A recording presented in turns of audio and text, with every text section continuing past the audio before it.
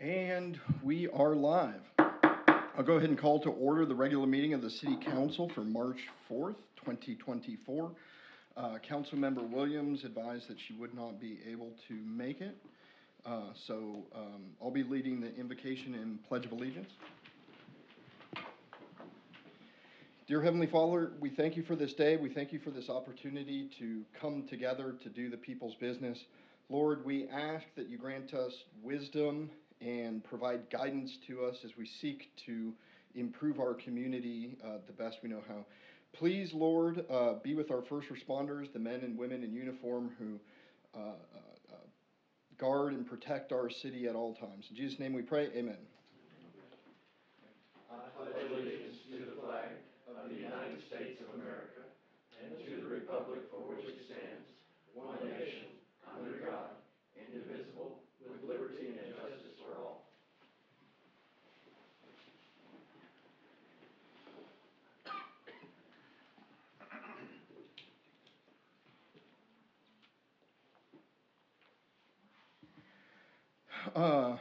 With the City Council's permission, we do have one public comment card on a non-agenda item. Unless there's any objection, I'd like to just jump right to public comment because the state of the city report is today, and that may take a while. So are there any objections to that? Seeing none, we'll skip really quickly to public comments. I have a comment from Alfred Hoover. Did I say that right? Alfreda Hoover. Please come on down. You have 3 minutes. Please state your name and address for the record, please. Yes, my name is Alfreda Hoover. I'm at 4 Rockledge Place. Can I get you to pull that microphone down? Thank you, ma'am. Perfect. My name is Alfreda Hoover. I'm at 4 Rockledge Place. Dear City Council, I was denied renewal of a transient permit for my business, Little Liv's Concessions, a shaved ice business. I was not granted a permit due to not having a permanent location in the city of Maumelle for a mobile food trailer. Previously, our trailer was located at 600 Pine Forest Drive.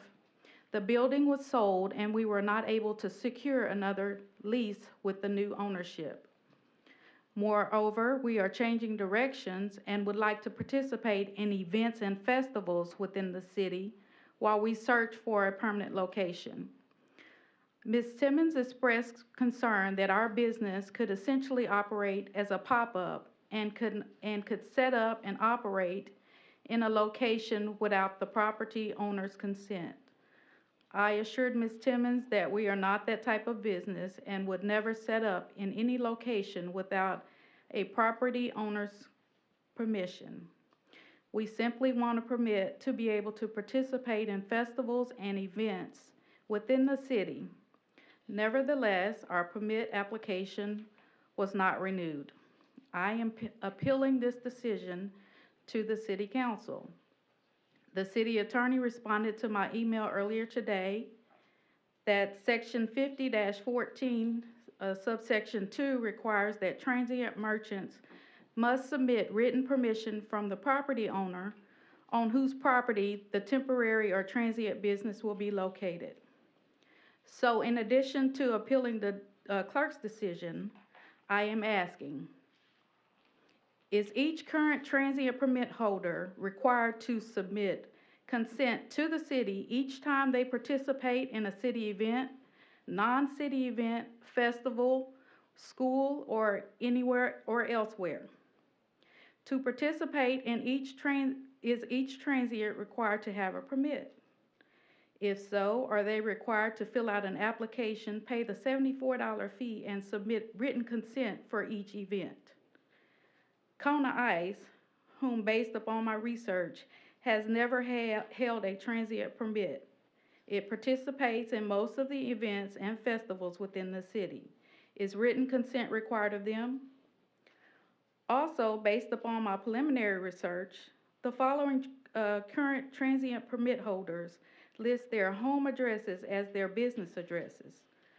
Why am I required to have a permanent business location when they do not? Smoking Stands Barbecue transient permit number TRN 43, lists an address of personal residence at 7 Mountain Vista Drive. Business location is listed as tentative. He was issued a permit with no permanent business address. Selena's Ice Cream Truck, permit number TRN 35, address listed as Drive Around Ice Cream Truck. Per the ordinance, is Selena's required to get written consent from landowners at each stop that she makes?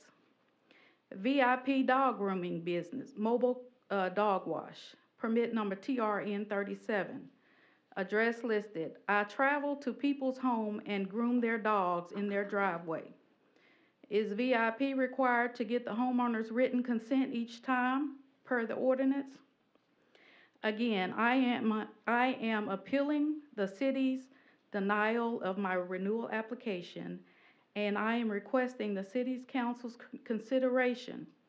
I am also requesting a review of the current inconsistencies regarding transient permits. Thank you. Thank you, ma'am. Mr. City Attorney? There you go. Thank you. Hello, Ms. Hoover. I don't think we've met, but I did send you an email, and as you said, I sent you an email.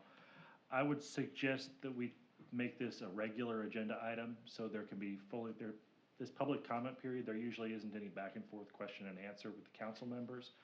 So I would suggest that the council make this a regular agenda item for the next regular meeting, so that we can include Ms. Hoover's email and her attachments, and so that myself and Ms. Timmons can have an opportunity to research all this, so it can be fully discussed at the next council meeting, if that's all right with the council.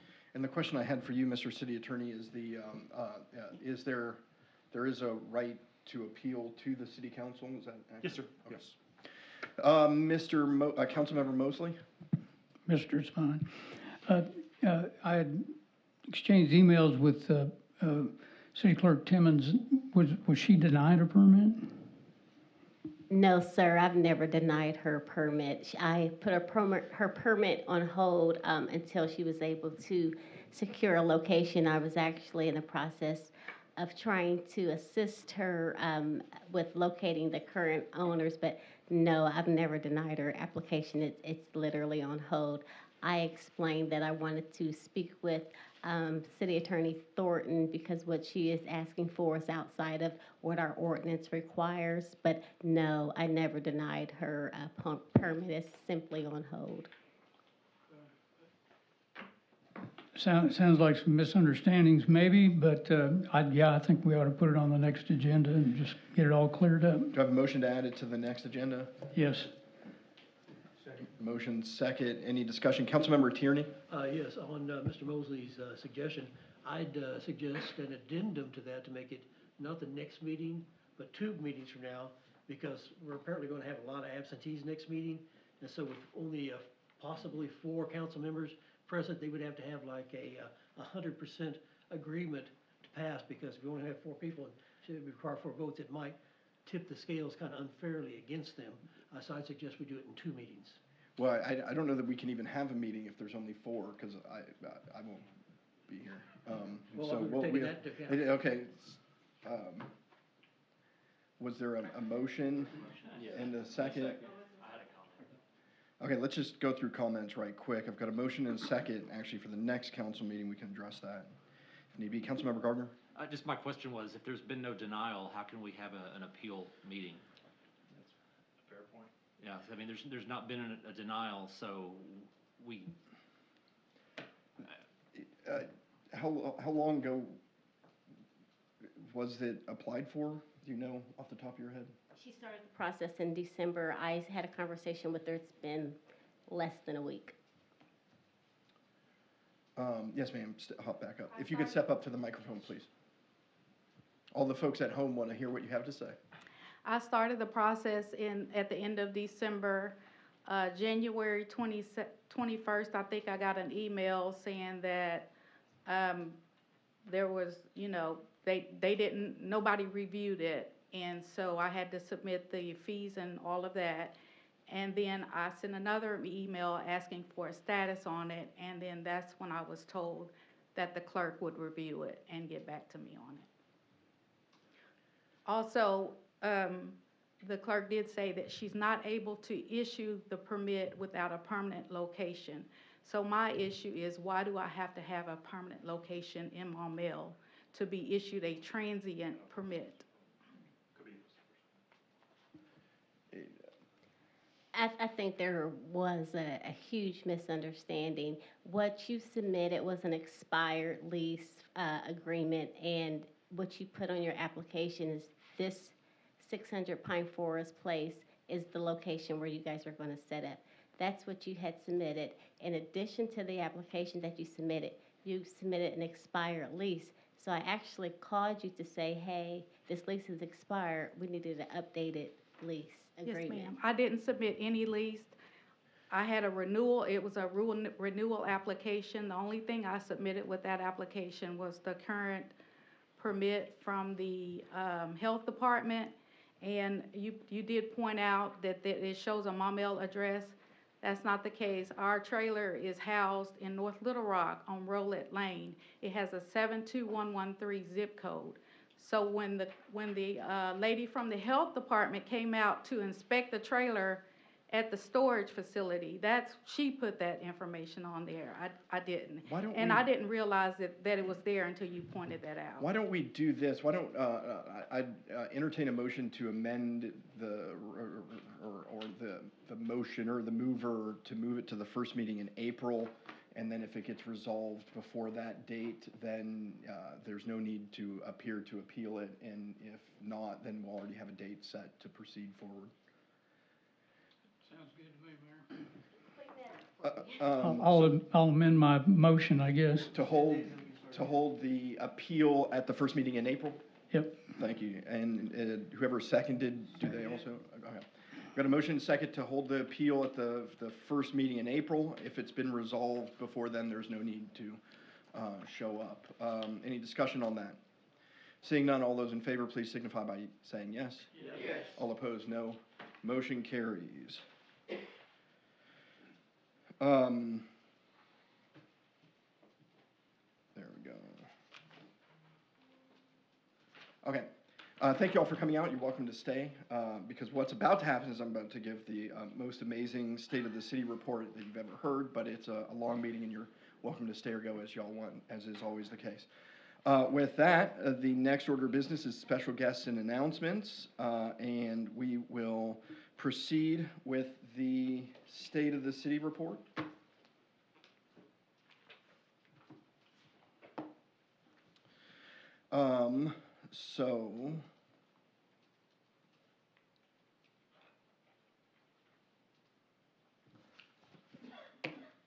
Gluttons for punishment, each and every one of you. No. Here we go. Dear members of the esteemed Maumelle City Council, dedicated city leaders, hardworking city staff, and cherished fellow citizens. Hang on a moment.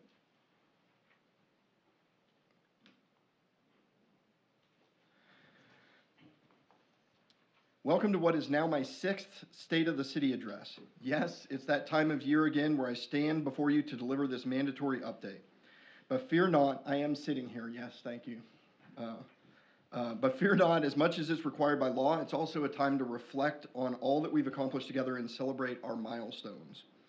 And this report is intended not only for us to look over our shoulder at 2023, but also to share the direction we're heading in 2024 and beyond. I think first and foremost, it's important to note that the state of our city is strong. 2023 marked an exceptional year for Maumelle, characterized by behind-the-scenes and sometimes in the spotlight project initiatives. Among those are the much anticipated pickleball court slated to open at the Jess Odom Community Center this summer, providing yet another recreation outlet for the community. Construction is underway, and the courts should be open later this spring. We also finalized our master bicycle and pedestrian plan, formerly known as the Active Transportation Plan, in November. This plan was the byproduct of consultant expertise, citizen input, and direction from the steering committee, which consisted of Maumelle residents and city staff. It's basically a blueprint for enhancements to our already extensive network of roads, sidewalks, and trails designed to improve our community connectivity. While we're speaking of bicycle and pedestrian connectivity, the Central Arkansas Regional Greenway System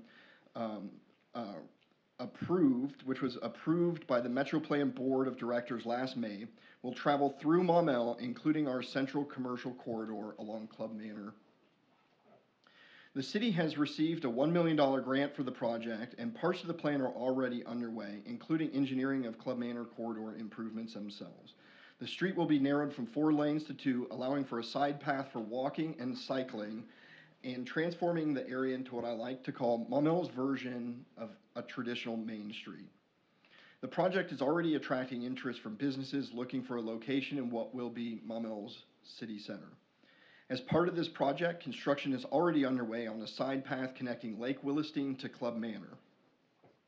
And anticipation is mounting as we finalize engineering of the connectivity of the connecting Gateway Park, which will replace the old Courts Fire and Police building, and it will become home to a food truck and farmers market pavilion with a grassy park area, restrooms, a small stage for performances, and other amenities that you'd expect to see it along a trailhead.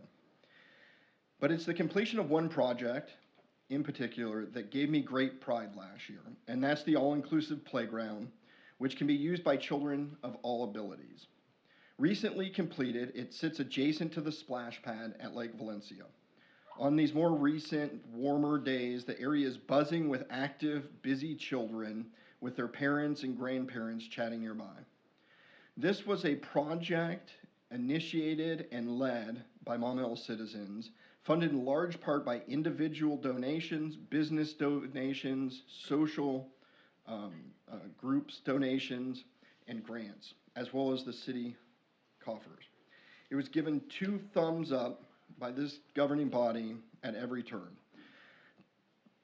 Another point of pride for the city came last year when we honored our first popularly elected mayor and respected youth sports coach, Birch Johnson, dedicating the Maumelle Diamond Center in his memory. For those who knew Mayor Johnson, the ceremony was well earned and very meaningful. Public safety remains a high priority for the city. In 2023, the City Council authorized 2 new police officers and 3 new fire lieutenants. Over the course of the last year, uniformed personnel in the police and fire departments received the largest pay increases in Maumelle history, making Maumelle a much more desirable place to work. We continued this trend into 2024 by adding 3 additional police officer positions, 3 additional firefighter positions, and authorizing over $800,000 in capital purchases for the police and fire departments. Additionally, the City Council transferred $3.1 million into the Capital Improvement Fund to be applied toward a future police and fire training facility, plus $180,000 for future fire truck purchases. I'm extremely proud not only that Maumelle prioritized the current public safety needs, but is also financially planning now for our future needs. It is no accident that Maumelle continues to be one of the safest cities in Maumelle. But now it's time to shift our attention to the city departments and their achievements throughout the year. I want to begin by thanking each and every department head and staff in each of our departments. For the department heads, their leadership has been instrumental in shaping policies, implementing initiatives, and ensuring the effective functioning of our city's vital services.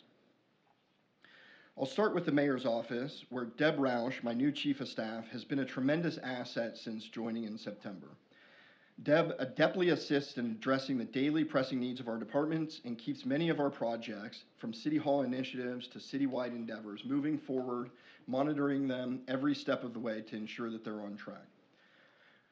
We continue to work tirelessly to recruit retail establishments, support existing industries in the industrial park, and build important relationships that make a difference when a business is trusting a city to build, relocate, or expand. Economic development highlights, made possible with guidance from Economic Development Director Courtney Dunn, include the opening of Scooter's Coffee in North Maumelle, the announcement of First Service Bank at White Oak Crossing, and expansion projects at Summit Utilities, Inc. Custom Teas, and Plastic Ingenuity. Added to that were the renovations at the Starbucks drive-thru and the construction of the Tractor Supply Distribution Center, which will be the largest tractor supply distribution center in the nation. When it comes to recruiting retail establishments, we hope to have an exciting announcement in the next couple of weeks. Stay tuned and fingers crossed. The mayor's office continued the tradition of overseeing Keep Buy Maumelle Beautiful volunteer program. City beautification remains one of my primary goals still, and is an ongoing issue. Our city again hosted the River City Boat Festival at Lake Willesteen, and even with teams coming from all across the state, the 2023 winners were the Maumelle Fire and Police Department's team, Rot-Row, planning for the April 8th, 2024 solar eclipse began early in 2023. And although the mayor's office heads the citywide planning, every department has been actively involved. Our city will be ready for the thousands of visitors that we anticipate because we are on the path of totality for 3 minutes and 17 seconds, starting at about 10:30 a.m. on April 8th. 2023 ended on a high note with the incredibly attended first annual Very Merry Christmas, held in conjunction in partnership with the Maumelle Area Chamber of Commerce. Finally, the city was awarded the 2023 Volunteer Community of the Year for the 16th year, and also took home the coveted Business Trend Center Award for infrastructure and water for the construction of 2 rain gardens near Lake Valencia and Lake Willesteen. Bringing the community together for events and touting Maumelle as a place to live and do business wouldn't be possible without the hard work of Communications Coordinator Sydney Thompson, who oversees the city's website, social media, and traditional media efforts. Last year, as in all the years I've served as mayor, our social media analytics grew at an impressive margin. Here are some of the more impressive numbers. In the last year, through Facebook, we reached 163,000 people, many of those people multiple times. That was 3,000 more than last year. In 2023, 93,000 individuals referenced our maumelle.org website throughout the year, which is an average of 7,000 a month. Notably, the most viewed social media posting of the cities was the first ever Christmas tree lighting ceremony at Lake Willesteen, which provided nearly 19,000 watchers holiday cheer. And the 2 most popular web pages that continue to draw visitors to our website, well, that's the page that lists the animals available to be adopted, and the one that touts the delicious daily menu at the Mason Cafe at the Maumelle Center on the Lake. In 2024, the mayor's office plans include moving many projects underway forward and continuing to pursue sustainable growth that aligns with the vision of the city. Office of City Attorney. The purpose of the City Attorney's Office is pretty straightforward: to defend and pursue the interests of the city and to assist in achieving its goals while protecting the rights of its citizens. On January 1st, 2023, Andrew Thornton was sworn in as City Attorney. Last year, he was on call 24 hours a day, 7 days a week to assist the Maumelle Police Department officers and other city personnel with legal questions and issues. In 2023, he prosecuted all misdemeanors, traffic violations, ordinance violations in Maumelle District Court, which is located on the bottom floor here at City Hall. He provided regular legal advice to the Maumelle City Council, the mayor, the Planning Commission, the Civil Service Commission, other commissioners, city staff, and more. Andrew answered his phone anytime he was called, and he insisted in the preparation of the majority of ordinances and resolutions by the City Council in 2023. He also remained actively involved in the regular operations of the city, providing counsel on many code enforcement, planning, contractual, personnel, and policy matters. City Clerk Treasurer's Office. In 2023, City Clerk Tina Timmons continued to play an integral role in city operations. There were many changes in the city clerk's office, most notably the implementation of new citywide computers and software and a consolidation of computer servers that has proven to be cost-effective and efficient. When the city clerk's office initiated the project, the city had 21 servers, 10 physical and 11 virtual. This project has been enormous and included decommissioning of multiple servers, replacing and upgrading firewalls, consolidating backup and redundancy solutions, and enhancing network security. The city clerk continued to manage critical responsibilities, including contracting citywide services. The office granted business licenses and solicitor permits. The office published a weekly list of authorized solicitors in the city and handled all daily operational needs in the City Hall building. Looking ahead, the city clerk plans to bring additional technology to the administrative offices in order to increase the efficiency of services to our citizens. It should be noted and applauded that Clerk Timmons was appointed president of the Arkansas City Clerk Recorders and Treasurers Association, representing 400 cities in Arkansas. She was also appointed to the executive committee for the Arkansas Municipal League. These opportunities have given the city the advantage of enabling us to stay abreast of forthcoming legislative updates that may impact municipalities. Additionally, the city clerk and deputy city clerk earn more than 40 hours of continuing education. Maumelle District Court. Judge Rita Bailey presides over all criminal, traffic, and ordinance violations in Maumelle District Court, as well as civil and small claims cases. During 2023, 2,145 cases were filed in Maumelle District Court by the city's police officers, code enforcement officers, and animal control officers. Misdemeanor cases are resolved in district court, but felony cases are filed in Pulaski County Circuit Court. Judge Bailey also presided over 21 civil and small claims cases. The district court clerk's office provides supports to members of the public and attorneys by aiding in the filing of documents with the court, facilitating access to court records, and offering assistance to defendants during court proceedings every Tuesday afternoon. Finance Department. The Finance Department is led by Director Beatrice Sousa, who joined the city in March of 2023. The focus last year included the completion of the annual comprehensive financial report for 2021. In addition, they regularly reconciled the city's financial records in accordance with state law and financial best practices. Last year marked the first complete year the department utilized the city's new software, OpenGov Financials. The cloud-based platform provides end-to-end accounting software to handle core financial processes, including general ledger, fund accounting, and reporting. It is intended to ensure that fees are accurately attributed, assigned, and collected, providing greater transparency. Proficiency in OpenGov has enabled the Finance Department to provide necessary and detailed financial data to department staff, elected officials, and the public.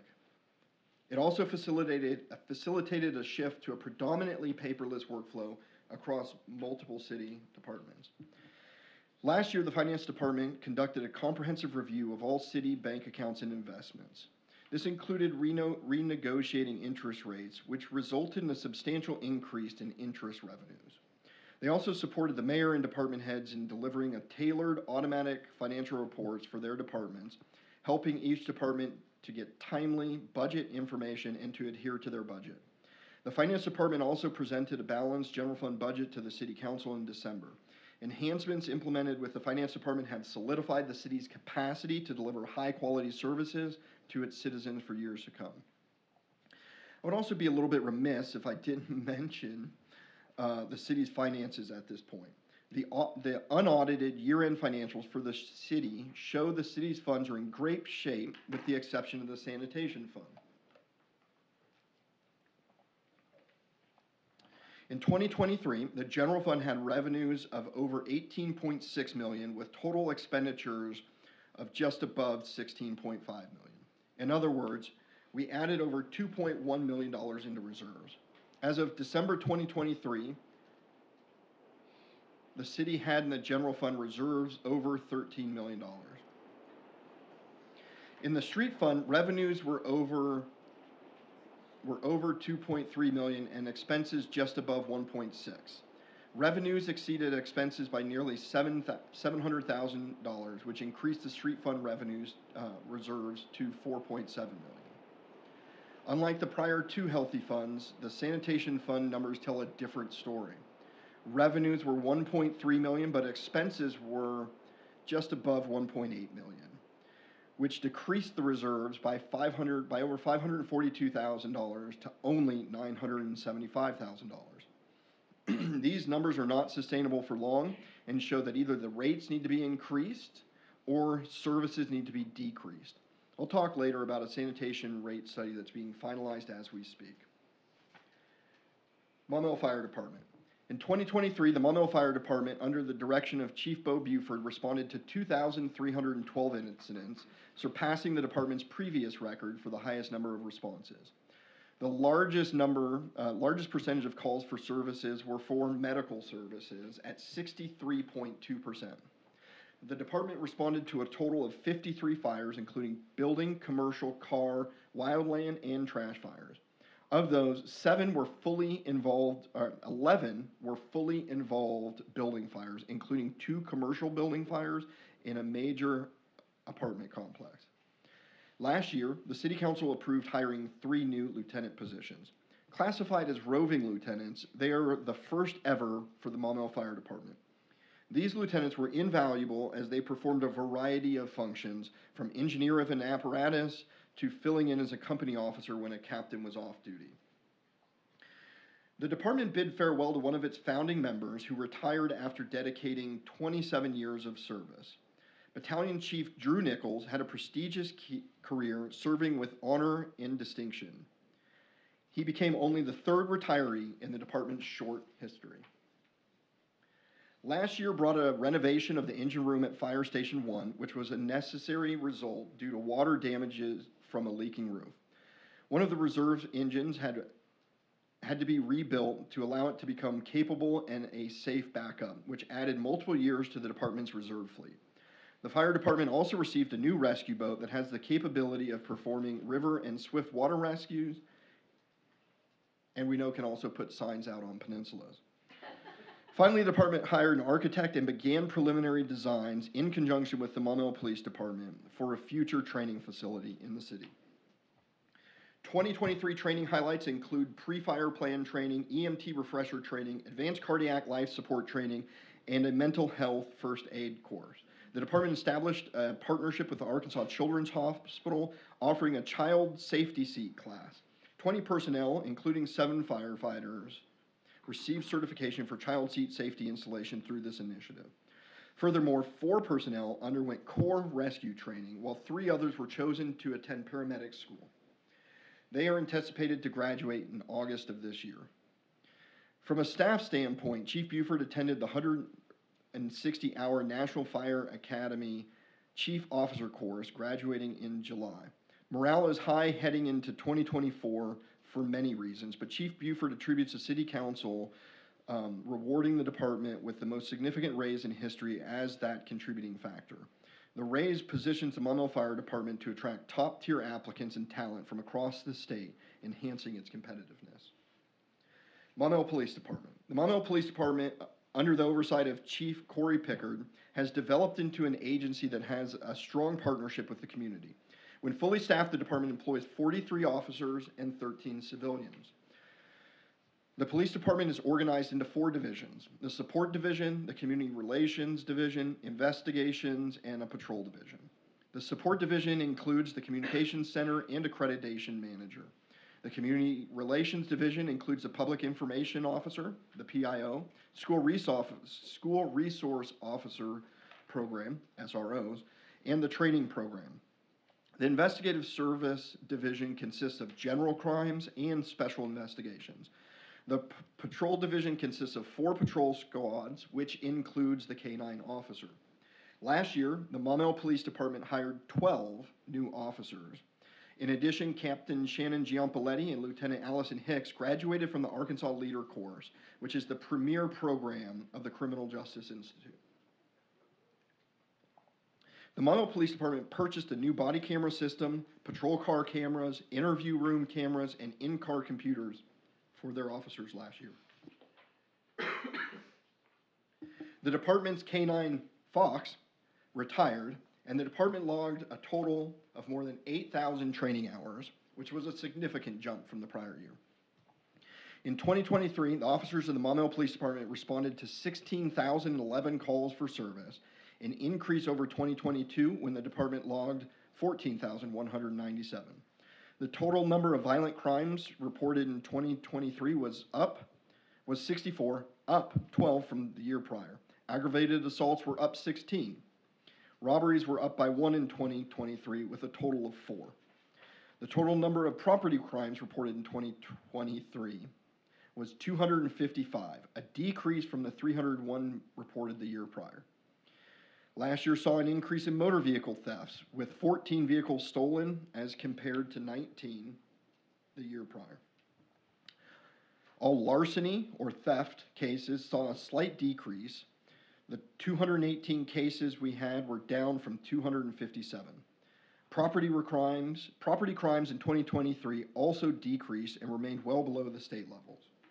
The Monmouth Police Department investigated 310 traffic collisions, which is down from 423. They issued a total of 2,282 citations and 7,348 written warnings. They reported 15 vehicle pursuits. One of the many ways that the Monmouth Police Department interacts with citizens is through community policing. In 2023, the department took part in local blood drives, continued its partnership to provide food donations to citizens in need. It joined Walmart for a Shop with a Cop, purchasing holiday gifts for needy families, and was heavily involved in the Arkansas Special Olympics. Looking ahead, the Monmouth Police Department, and this always is exciting to the public, will add a new canine and a new canine handler. They will continue their dedication to treating all people with respect and dignity that they deserve. This coming year will involve an important evolution for the police and fire departments as we consolidate our 911 call and dispatching center with North Little Rock. The city of Sherwood is expected to join this consolidation in 2025. The Human Resources Department, led by Dory Mattis, had a busy year. In June, Vivian Meekin joined the team and has been instrumental in managing day-to-day administrative tasks. The HR department continues to work diligently implementing the HR resource payroll software conversion from Springbrook to UKG, which has not been without its challenges. This is a massive undertaking which began in August of 2022 and is ongoing still, due in part to some staffing changes. The turnover rate for the city as a whole last year was 8%, which is down from 23% the year prior, with 80% of these turnovers being voluntary and 20% involuntary. The HR department received and screened 757 applications and onboarded 131 full-time, part-time, and seasonal employees. From a training perspective, Doreen achieved the Senior Professional in Human Resources designation and successfully completed the Arkansas Municipal League's Certified Municipal Personnel Level 1 certification.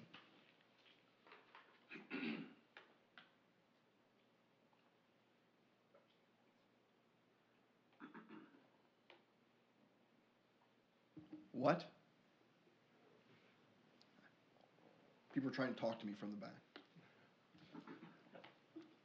All right, Planning and Permits Department. The Planning and Permits Department, led by Director Scott Grummer, has proven its worth since merging the two divisions back in 2020. Responsible for the city's current and future growth and staffed with just 7 people, they continue to advance the city's goals in modernizing city services, receiving accolades from organizations such as Arkansas 811 One Call for management of utility excavations. Tractor Supply Distribution, which will be fully operational next month, considers our plan review and permitting process to be one of the best that they've encountered in the nation. New commercial and industrial developments that broke ground last year include Venue 10's Event Center, First Service Bank, NCS expansion, and of course, the pickleball courts at the community center. Combined, it was more than $10 million in new construction. Commercial rehabs totaled almost $3 million, which included a long-awaited canopy at Chick-fil-A, the remodel of Kroger, Diamond Reflexotherapy, and improvements to the Audubon Point and Millwood Landing apartments. Residential permits totaled 109.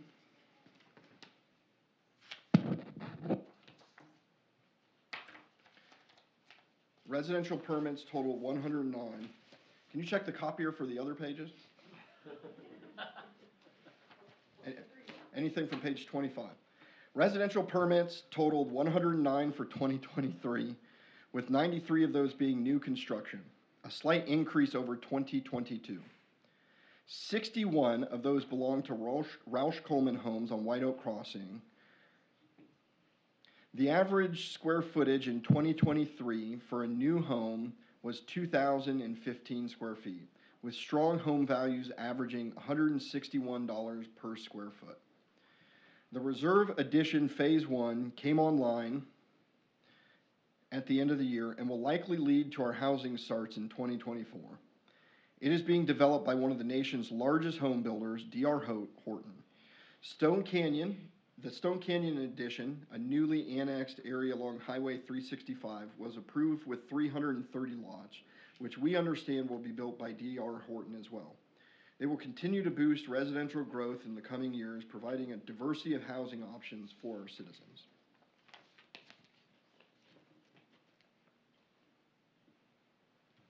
In total for 2023, planning and permits processed 2,559 applications, 921 code violations, and 218 streetlight repair requests. Senior Services. In 2023, the average daily attendance at the Center on the Lake rose to an average of 315 member visits, 23 transportation trips, and 55 volunteer hours recorded each workday. The center staff and volunteers, led by Director of Senior Services, Nicole Vogler, work together to provide events, activities, nutritious meals, transportation, and recreational opportunities for Maumell's aging population. Last year, Senior Services staff continued to strive to improve communications with members through utilization of social media, text, email, printed flyers, and bi-monthly newsletters.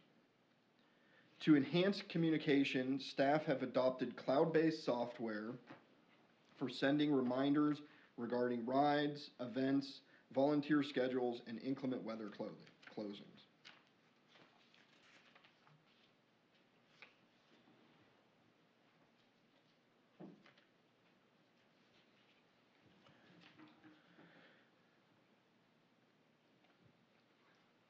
And we will take a brief intermission for my throat to heal.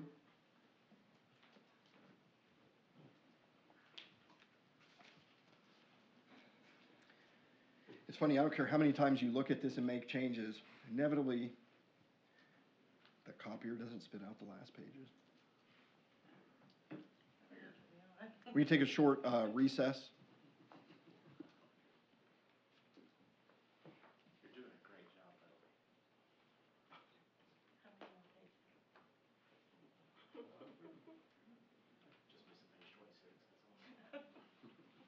More than 26. It's 70. Well, turn on your mic so everyone at home knows why we're laughing.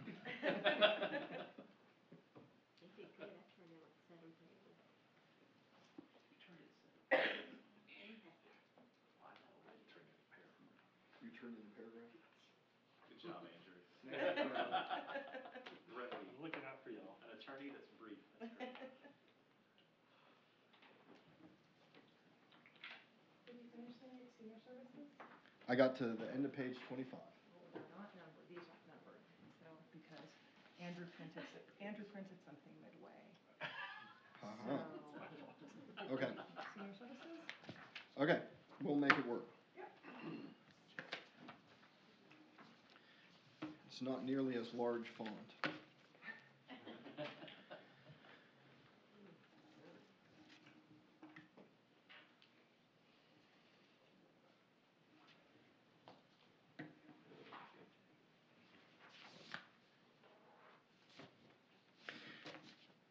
Nicole is always looking for ways to increase services without raising membership fees.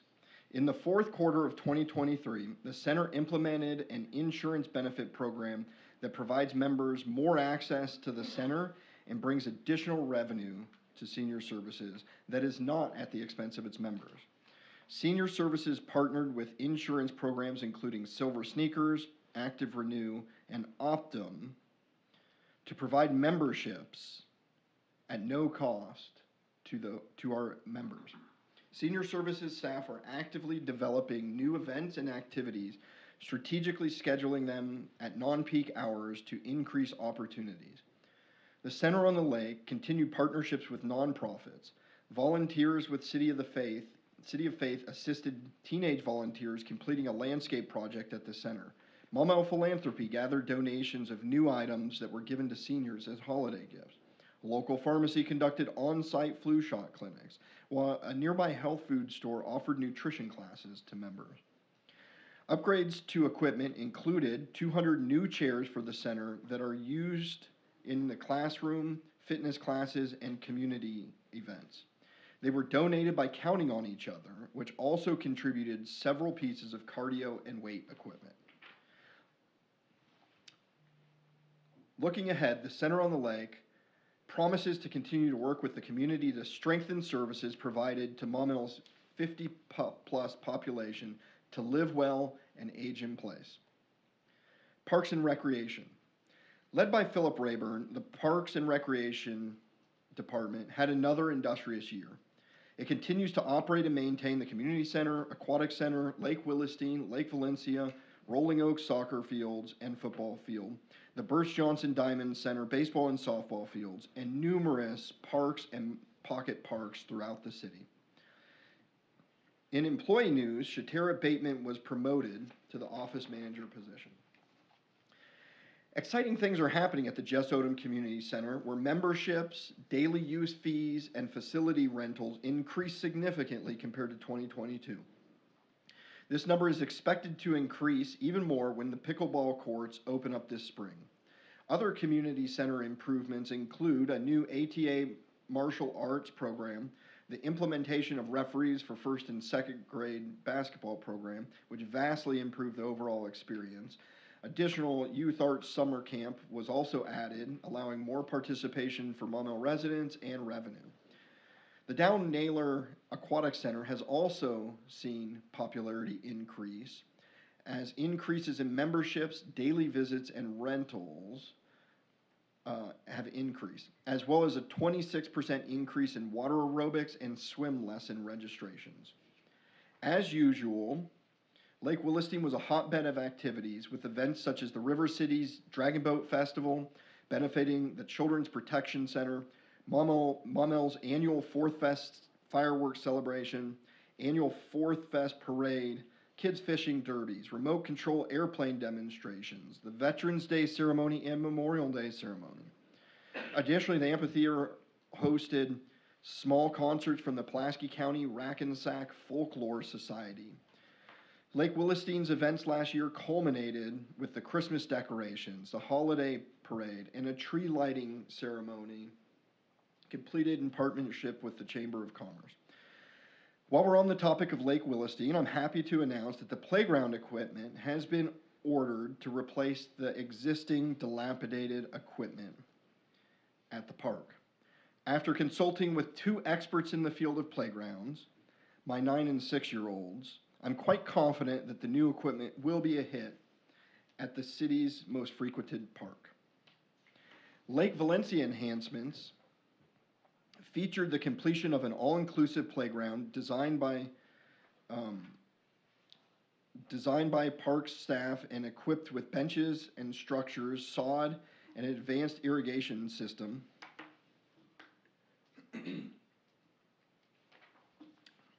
More than 100 boards were replaced on the boardwalk to ensure safety and improve aesthetics. And what kind of mayor would I be if I didn't note the installation last year of the memorial for Romeo the Swan? Public Works. Maumelle Public Works, under the guidance of Director Mike Hogan, is broken up into multiple divisions. These include administration, animal services, building, fleet, grounds maintenance, sanitation, and streets. With 38 employees, they provide the majority of the services related to roads, sidewalks, sanitation, and recycling, animal services, public building maintenance, and groundskeeping. They also maintain a multi-million-dollar fleet of city vehicles and heavy equipment and manage the enterprise fund for the sanitation budget to working within the city's general fund to ensure that the city is in line with compliance reporting requirements for various state and federal agencies. The city's sanitation division provides curbside residential refuse, leaf, bulk, brush, and recycle collection, and manages the day-to-day operation of the transfer station and the recycling center. In 2023, a new automated sanitation truck, as well as a new knuckle boom truck for larger curbside pickups, were added to the existing fleet. Tonnage for single-stream recycling last year totaled 605 tons. Maumell's recycling contamination rate is almost non-existent in comparison to our surrounding communities. Last year, staff baled and sold 77 bales of cardboard, 3 tons of mixed plastics, 2.2 tons of steel cans, and 21.64 tons of mixed paper. In addition, the sanitation crew collected and disposed of approximately 5,350 tons of solid curbside waste and 519 tons of transfer station solid waste that goes to landfills. Curbside yard waste totaled 5,300 cubic yards, and 1,920 cubic yards of transfer station yard waste were transported to composting facilities. It should be noted that a sanitation rate study is nearing completion and will be presented to the City Council soon. The study is expected to recommend that it is vital that rates need to be raised in order to maintain services at their current levels. If that occurs, it'll be the first rate increase in 22 years. I asked folks, can you think of anything that hasn't gone up in cost, gone up in price over the last 22 years? Street Department Division. The city's street division crew has 5 employees who maintain hundreds of miles of streets and 31 miles of walking paths. In 2023, a major repair project was completed on Champs Boulevard, from the railroad tracks to the new Tractor Supply entrance. Other street division improvements included $75,000 in path improvements, $400,000 in overlays, and numerous drainage projects. I am excited to announce that for 2024, the Maumelle City Council has doubled the budget for street overlays. They've also increased the budget for walking path improvements by 33% and appropriated $400,000 for new bike ped infrastructure. The Animal Services Division, led by Chris Davis, has had another accomplished year. The department drove adoptions through outside-of-the-box thinking and, quite frankly, pure hustle. One example of animal services coming up with creative ways to get animals adopted is by showcasing their animals on the University of Central Arkansas scoreboard during Sugar Bear games. They also held a variety of adoption events throughout the year, including the grand opening of a new daycare in Greenbrier, Arkansas, an adoption event with Maumelle Charter High School cross-country team, and monthly adoption events at the Crystal Hill Pet Sense. They continued their partnership with Gibson's Cat Cafe in Conway and have adopted out more than 250 cats with their help. Departmental statistics for 2023 included 260 reports of animals at large, 89 trap requests for wildlife removal, 92 fence inspections to ensure unaltered animals are properly enclosed, and 26 animal-related bite cases. Last year saw a jump in animal intakes with an increase of more than 300 animals total. In all, Maumelle Animal Services took in 1,199 animals, with 1,195 adopted, returned to their owners, or humanely euthanized. The 2023 total of animals euthanized was 41, which includes 19 cats and 22 dogs. This represents a 94.4% save rate. These high save rates are what caused Best Friends Animal Society, a national organization, to recognize Maumelle Animal Services with an award for achieving a no-kill facility status in 2022. In conclusion, I know that this is a lengthy report, but the good news here is that a short report would mean that the city is just resting on its laurels rather than moving full steam ahead. I want to share that I continue to be proud of our city and the fact that it's an ideal place for people to live at any age. We have and continue to build housing that meets the needs, including multifamily dwellings, affordable single-family homes, and beautiful estates, ensuring that you can call Maumelle home no matter what stage of life you're in. We attract new residents who appreciate our growing list of restaurants, coffee shops, shopping, pharmacies, medical clinics, and we recruit commercial businesses, because we support small businesses and commercial businesses, including national powerhouses like Kimberly-Clark, that all call Maumelle home. I am excited to be part of this ongoing process that will shape what the future of our city is.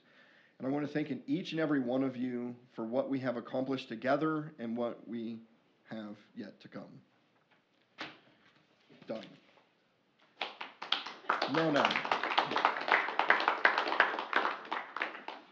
Okay, now we can go on to the fun stuff.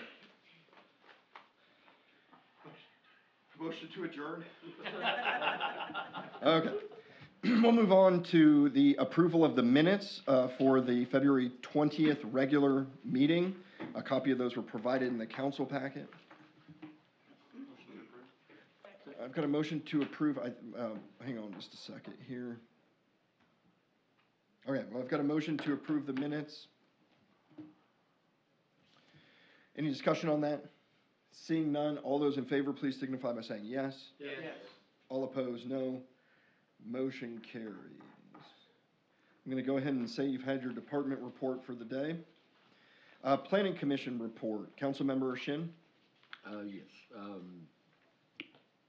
Most of the meeting, or a large portion of it, was the discussion of the Stony Mountain subdivision. It's proposed at this point outside of Maumelle in the county with the potential of being annexed. The discussion of a conditional use permit, preliminary plat, and changes to the master plan, with much discussion about the effect it would have on Diamond Point Drive, Ridgeland Drive, and of course would give us a tie to Settlement Road. Other discussions were related to the proposals related to 550 Edgewood Drive, which are coming back to us, and the master plan amendment for, the Hillside Putting Course has been postponed until the next meeting. They also took a few moments to educate us about the legal responsibilities of the Planning Commission and how they make their decisions. And I found that quite interesting. But most of what was discussed we'll see tonight, so. Thank you, sir. At this time, we'll move on to procedural motion. I entertain a motion to have all ordinances and resolutions read by title only. So moved. Second. I've got a motion and a second. Any discussion on that motion? Seeing none, all those in favor, please signify by saying yes. Yes. All opposed, no. Motion carries. We'll move on to unfinished business. The first item of unfinished business is the third reading of ordinance 1112, amending the code to include an audit committee. Madam City Clerk, if you could please read that by title only. Be it enacted by the City Council of the City of Maumelle, County of Pulaski, State of Arkansas, an ordinance to be entitled Ordinance Number 1112, an ordinance to amend the Maumelle City Code to create an audit committee of the City Council and for other purposes. All right, I'll go ahead and open the floor for discussion. Councilmember Mosley? Yeah, I think this is probably the fourth or the fifth meeting this has been on the agenda. We had an amendment to add anybody that on the city council that wants to be on the audit committee. And so anyway, I would say the best argument for having this audit committee is that the auditors actually recommended it. We had engaged in conversation with them there when they came in for their annual meeting, and they spoke about they've had favorable experiences with other cities that have them. And one of the questions I asked them when I called them the other day was if our controls, county controls are good, does that mean you do less audit procedures? And they basically said yes. So it may be something that they consider a control strength by even having an audit committee, and they can do less procedures and less testing, and perhaps even lower our bill at some point. So, anyway, I think that's it. Thank you. Councilmember Mazzoni? Yeah, I'm not big on councils, 'cause a lot of, or committees, because a lot of times they end up getting a life of their own. So is there I can't find anything about an end state. If the audits get back on track, will this go away, or is it something that we will be doing forever is one question. And the second, again, I'm not a big committee fan, but it has been a while since we've had our audits done on time, so we need to do something. So are there any alternatives other than a committee? Those are my two questions. This exists in perpetuity, I believe, well, unless the ordinance is repealed. Is that correct, Mr. City Attorney? Yes, sir. And then second of all, the question is there any other alternatives? I've yet to hear how this actually improves the audit committees, improves, or how it speeds that process up. I've not heard anything that explains how this would increase the speed of it. I think that, I'll tell you what I think the biggest key to improving the speed at which we get audits is that we're now not doing the ACFRs anymore. We're hiring that out. That has been the big holdup. For a couple of years, we didn't know that the city had at one time had software that did ACFRs. It doesn't do it for you, but you set it up and build it, and then the ACFR process is very quick relative to how long it has been taking us.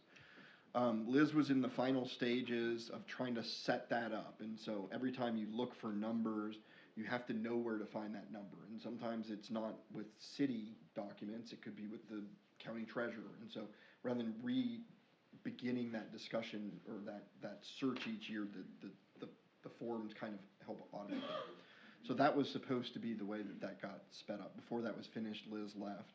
Now we've got the auditors doing the ACFR. They have said that they can knock it out in about a week once they get all the documents. I think that'll be the biggest difference. We had discussed having, internally, having auditors do the ACFR several years ago. And it was an added expense that we thought that I was kind of told we could just get over this hump and then that process would be quicker. So I don't know what other, I think that'll be the number one thing that speeds it up. And quite frankly, I think I've said this before, so it carries a little weight, but I think that audits will be caught up, especially now that we don't have the big holdup in the ACFRs. I mean, we've already got most of the data to the auditors regarding like statistical data and stuff. Beatrice hopped on that really quick, and it's them that now has to sort of compile that. The hard part for us has been compiling that into the report itself. Councilmember Gronwald? Yeah, so I did a little more research on this since the last couple of times that we've talked about it. And I agree with everything that Mr. Mazzoni just said, his questions and his thoughts about that. But, so I specifically looked at Fayetteville, Fort Smith, and Sherwood, who all have audit committees. And it is set up somewhat similarly, so I have comments and questions. Each one of them have 3-year terms, so I actually like that ours looks like it's a 1-year term, because I think at any point, to your question, we as a council can disband the committee. I personally don't think that the committee is, the part of the purpose is meant to speed up the audits. That's not the way that I see it, so if I've misunderstood, somebody correct me. I see it as just additional transparency to the public. I don't see it as interfering with what staff responsibilities are doing and the work that they're carrying out. I see it partially as educational for the council, because the better we understand it, the better we can carry out our duties, and we can be also more transparent to the public. So that's kind of how I see it. but I like the way that they had it set up. I like the way that I was able to find other cities doing this. And it may be a temporary situation. We may only have it for another year or 2 years. Just to kind of report what's going on and not necessarily even be I don't see it as a liaison between the auditor and the city itself. I just see it as an additional information source to report back to the public. But my questions are this. So in the ordinance, I know we've made a few changes, but it looks like in section 2, the composition of the committee, the way I'm reading it, and I've skimmed it a few times, so my eyes may be crossed. I read it as only council members. Did I misunderstand that somehow? Because I do not think it should be only council members. Mr. City Attorney? Yes, the text would, as written, the text only allows council members Okay. to serve. So that would be something that I would disagree with, because I think initially, unless I'm not remembering correctly, we said that it might be like one from each ward, or volunteers or something like that, a small representation of the council, but then also residents. And in my research, in each one of these cities, I think the largest committee was 5 members, so it's a very small committee, but it was made up of no more than 3 or 4 council members and then residents. And the council members, interestingly, were either appointed by the mayor or volunteered and the city council agreed. So I thought that was interesting. And then of the residents, they required at least one CPA volunteer as a resident to be on the committee. So yeah, those are just my thoughts. I mean, I like it as far as transparency to the public. I see it that being the purpose, but I do have a little bit of an issue with the makeup because I feel like that has changed somehow since we first talked about it. But I want to make it clear that I do not wish for it to be or see it as any kind of hindrance between the auditors and the city. That's all. Thank you. I was looking at the note the city attorney sent me. As it is now, with up to all of the city council members, but only city council members, there's effectively nothing that can happen there that can't happen at an ordinary or specially called city council meeting. It's basically a nut. So, Council Member Mosley. Yeah, I'd like to address some of those questions. First of all, I really liked Councilmember Grunwald's comments. I would love to have residents on this thing. I think that, in fact, a CPA or something like that would be most appreciated. And so if we do set one up, I hope you'll volunteer, because I really think that should be the first order of business, is to try to make an amendment to our ordinance and perhaps think about adding some residents to it. This is kind of what I've done, is just try to build a very small framework here and then modify it as we need to. And as far as Mr. Mazzoni, would be the intent is it's a standing committee, so it would go on unless the council decides to dissolve it. If they decide it's not doing any good, it's not doing what it's intended to do to speed up or make sure the audits get done on time and internal controls, then yeah, disband it. So, and if so anyway, yeah, that's exactly right. And I don't know that it's this past year has been an example of what I think an audit committee could do. Is we went like 8 months in stall mode on the audit. It was just stalled out, and I think there was. I went back and reviewed some conversations in front of the council, and I think a lot of it was Ms. Mathis just totally underestimated the amount of work she had left to do, and she was working on payroll, and doing a lot of things other than working on the audit. And I think an audit committee would have been valuable to find out what's going on and what the priorities should be and get that audit done. And it shouldn't have taken that long. So, I mean, that's the kind of thing I see being beneficial, is to have somebody watching and perhaps talking to the auditors and just saying, what's the holdup? So, anyway, I really hope for a unanimous vote on this. I really think it would be a step forward, and that's something, as cities grow, they eventually hire an internal auditor as part of the deal. So, just like banks and anybody else. So, anyway, thank you.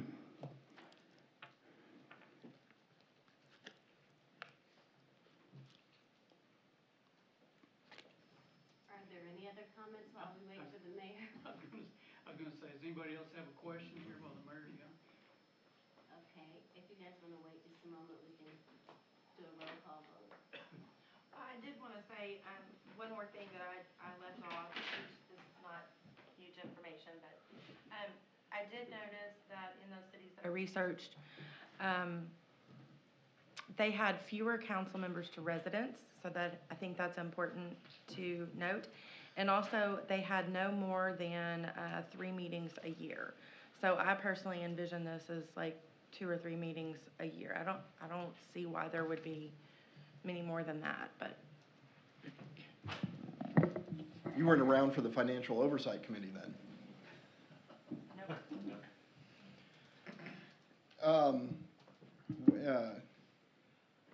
I've got, did Councilmember Tierney, I'm sorry, was that all? I've got multiple lights on. Okay. Did someone else over there have their button on? Councilmember Tierney? Yeah, I'm with Mr. Mosley in that, we want to get oversight, we want to get these audits caught up. I'm a little bit concerned about the mechanics of scale, because we're not a larger city like Little Rock or Fayetteville, and we, as a council, we do have access to the auditors at this time. So right now, I'm more of an advocate of, keeping things rolling. Let's get these audits done, let's get them caught up, and let's not complicate matters for them anymore. That said, once we did get caught up, if we want to take a look at it, just to, again, readdress having a committee at that point where, we won't be throwing any monkey wrenches into the gears, and, to maybe try to keep us on course in the future. So right now, I'm not for this. I might be at a later date, though. Thank you, sir. Councilmember Holt, did you have your button hit? Right, yeah, my light went off. As I'd said before, I'm not opposed to it. I'm not necessarily a big supporter. My thought was that even though this is the third reading and something needs to be done, but the title Audit Committee just has, for me, it has an abrasive, confrontational indication. I would like to see somebody, would have liked to have seen something more user-friendly, a solutions team or council oversight group, or something that is easygoing. I don't think that it's anything wrong with us having an internal look at ourselves as such. We're not the city, and we're the council, and we're all one team. And until we get to where we can communicate with each other and accept each other, and that we're not all opposed. So I think that the group itself, off to itself as we were before, it gives us an opportunity to sort of open up to each other in a relaxed manner. There's nothing, we know how to share with each other, and consequently, when we come before the council, we don't have this, I wonder what they're thinking or whatever. To me, it seems it's a natural thing that we're in 4 different wards. Our people are all basically the same, but each has their own sort of priorities. So a discussion among ourselves in an official capacity, because otherwise, as you know, the law says we're not permitted to talk to each other. So I don't get the chance to share with individuals how you feel about this, that, and the other, and maybe for overall betterment of our city. We're not here to fight anything. We're here to join together in a broader sense of the word and try to come together for the betterment of our entire city. Thank you. Thank you, sir. Any additional discussion? Seeing none, I'd entertain a motion to adopt ordinance 1112. Councilmember Mosley? I'd make a motion to adopt ordinance 1112. Second. I've got a motion and a second to adopt ordinance 1112. Is there any more discussion on that matter? Seeing none, Madam City Clerk, roll call vote, please. Councilmember Mosley, Yes? Councilmember Grunwald, Yes. Councilmember Mazzoni, Yes. Councilmember Gardner, No. Councilmember Tierney, No. Councilmember Shin, No. Councilmember Holt. No. Motion fails.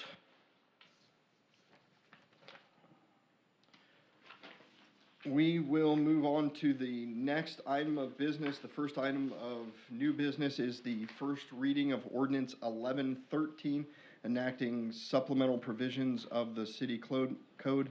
Madam City Clerk, if you could please read that by title only. An ordinance of the City Council of the City of Maumelle, County of Pulaski, State of Arkansas, an ordinance to be entitled ordinance number 1113, an ordinance adopting and enacting supplemental provisions of the City Code for the City of Maumelle, Arkansas, providing for the repeal of certain ordinances not included therein, providing for the manner of which amending such code, and providing when such code and this ordinance shall become effective. Thank you, ma'am. This is the standard ordinance that we pass each time the code is codified. Each time the new ordinances are added into the codification. I'll open the floor for discussion. If there's no discussion, this will be on second reading at the next city council meeting. All right, next order of business is the first reading of ordinance 1114, amending the master street plan. Madam City Clerk, if you could please read that by title only. Being enacted by the City Council of the City of Maumelle, County of Pulaski, State of Arkansas, an ordinance to be entitled ordinance number 1114, an ordinance to amend the master street plan of the Maumelle, Arkansas, and for other purposes. Thank you, ma'am. Mr. Grummer? Possibly. Yeah, so, we do have a public comment card. If you, Scott, if you could just give an overview of what this ordinance is, and then, we'll take the public comment card after the introduction. Yes, sir. Yes, Mr. Mayor, Scott Grummer, 550 Ogewood Drive. The Planning Commission just approved last week a subdivision that's in the extraterritorial jurisdiction that's within our subdivision ordinance that we oversee. That with that approval, it requires two things. Number one, a conditional use for small lot design, which is not in your packet tonight because it is part of the conditions with the second thing, which is the master street plan amendment. The subdivision, which I believe the design was put into your packet, shows a kind of a new layout of proposed roadways in that area, which is changing how the master street plan should be realigned in that area. After discussion, Planning Commission approved the realignment of the roadway, which is basically taking the connection from Diamond Point Drive to Settlement Road out and making that more of a local connection that connects to Trax Road, and then Trax Road would actually connect straight up closer to Ridgeland. Since Ridgeland is an existing collector, that road is meant to handle that traffic, and I believe issues in the past, there was concerns about traffic coming through Diamond Point, which half of Diamond Point is built to local standards and not collector. So based on the studies, and we provided the information in our subcommittee report, that the realignments would work with potential traffic counts and would reduce impacts to Diamond Point, as well as allow for expansion out to the west. And then you have proposed connections on the north side of the railroad. Those are proposals from the city and the county. As that area builds out, there's likely going to be the need for one additional connection up to 365.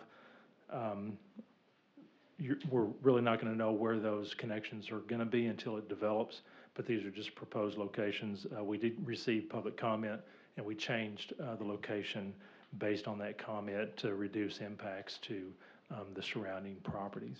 And I'll take any questions if there are any. Well, if you don't mind, before we get questions, we do have a public comment card. Walter Pace, you can come on down. Please state your name and address for the record. Mr. Mayor, I think I'll go along with what he just read there, and I'll just wait until the next reading if you don't mind. Sure. So you want to not, okay, not a problem at all. Okay, we'll go ahead and open the floor for discussion. Councilmember Mosley? Yeah, I think the gentleman wanted the right to speak after discussion and so on and so forth. So I think that was what he was hoping to be able to do. So this gentleman here. So anyway, if you wouldn't mind giving him an opportunity after we've completed our discussion, that'd be great. Yeah, sure. Yeah, I guess in clarification, I spoke with Mr. Pace earlier today, and I did tell him that there's going to be 3 readings on this, with the final reading being the decision of the council. So I told him that most discussion happens on the first reading, but I don't know if he's wanted to clarify whether it's the third or second. Mr. Pace, if at any time today you'd like to just flag me down, we'll call you up. Thank you. Yeah, this is, I've gone to the subcommittee meeting and the regular planning meeting on this subject here. This is a pretty big deal. I don't know if anybody's really aware of what all is going on this, other than perhaps Mr. Shen, since he watched the video. This is going to be 244 units, I believe, of housing, and that would, and they're very small lots. That's what the conditional use permit is for, to allow those, and it's going to put a lot of traffic on Ridgeland and on Diamond Point. And there's the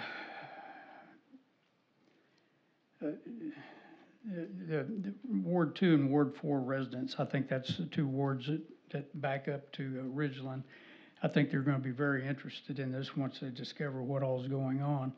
And so I think probably Ward 2 and Ward 4 council members need to be very, very careful about approving this, especially with the high-density housing. We don't have to approve high density. There's no obligation to do so. This is as I would understand, just a favor to the developer. The problems I have with this whole development is the Diamond Point access. I drove over there today and got the lay of the land, and it just doesn't look like it was ever designed to have a road through there. If you're gonna put a road through there, it almost looks like you need to buy out at least one of the houses on either side of this road. There's currently a storage shed right in the middle of the area between the 2 houses. I'm not sure if it's on somebody's property or was built off property or what. Those 2 things bother me. It'll be, as I understand it, there's not going to be any initial access to 365 from this neighborhood. To me, taking an unincorporated or it's not in the city, taking on something like that and allowing it access to our city, we're taking on the traffic burden, and that doesn't seem right, and it's also going to increase the burden on Maumelle Boulevard.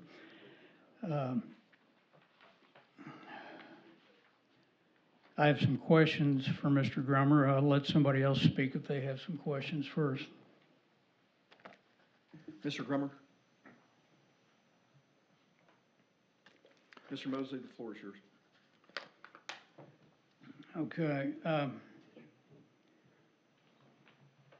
This is actually for the city attorney. What obligation do we have to provide an area outside of Maumelle with access through Maumelle neighborhoods?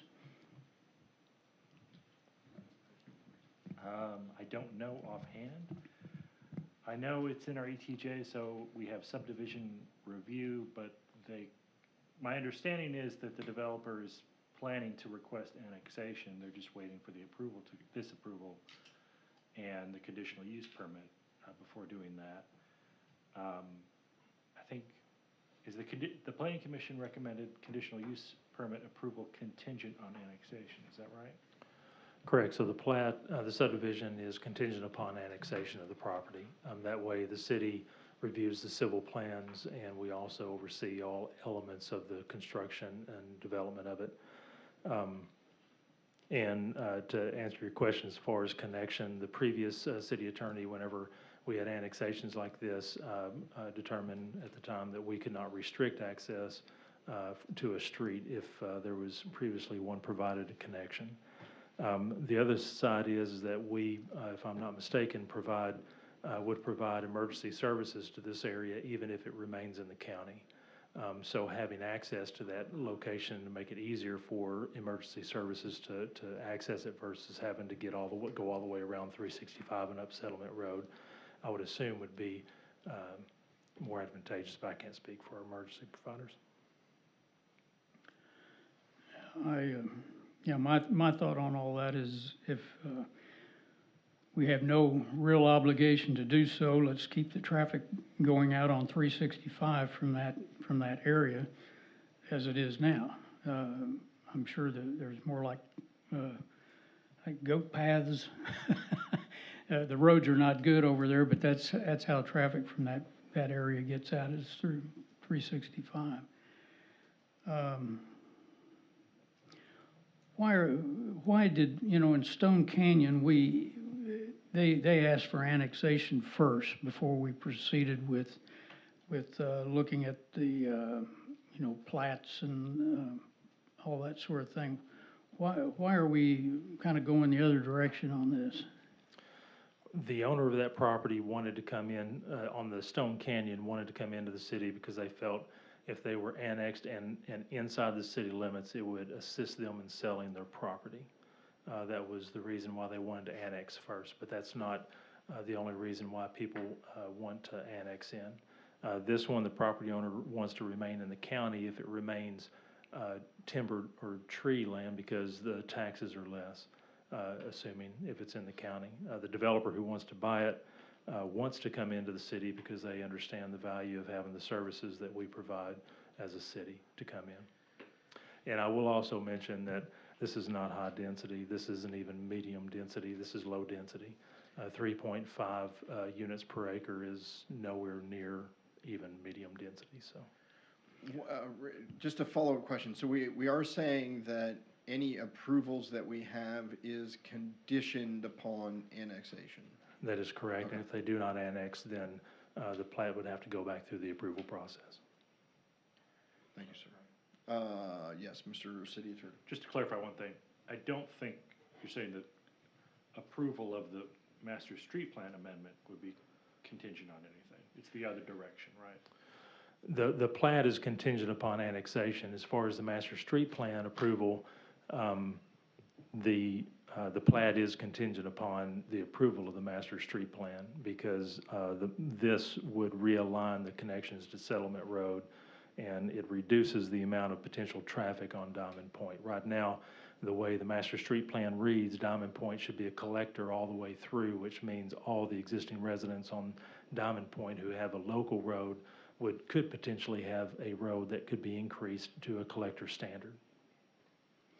So are you saying that, for example, this master street plan amendment has several different changes, but the downgrading Diamond Point from Emerald West, are you saying that change, are you recommending that change be made to reflect the reality of how that road is built west of Emerald? Not right now, not unless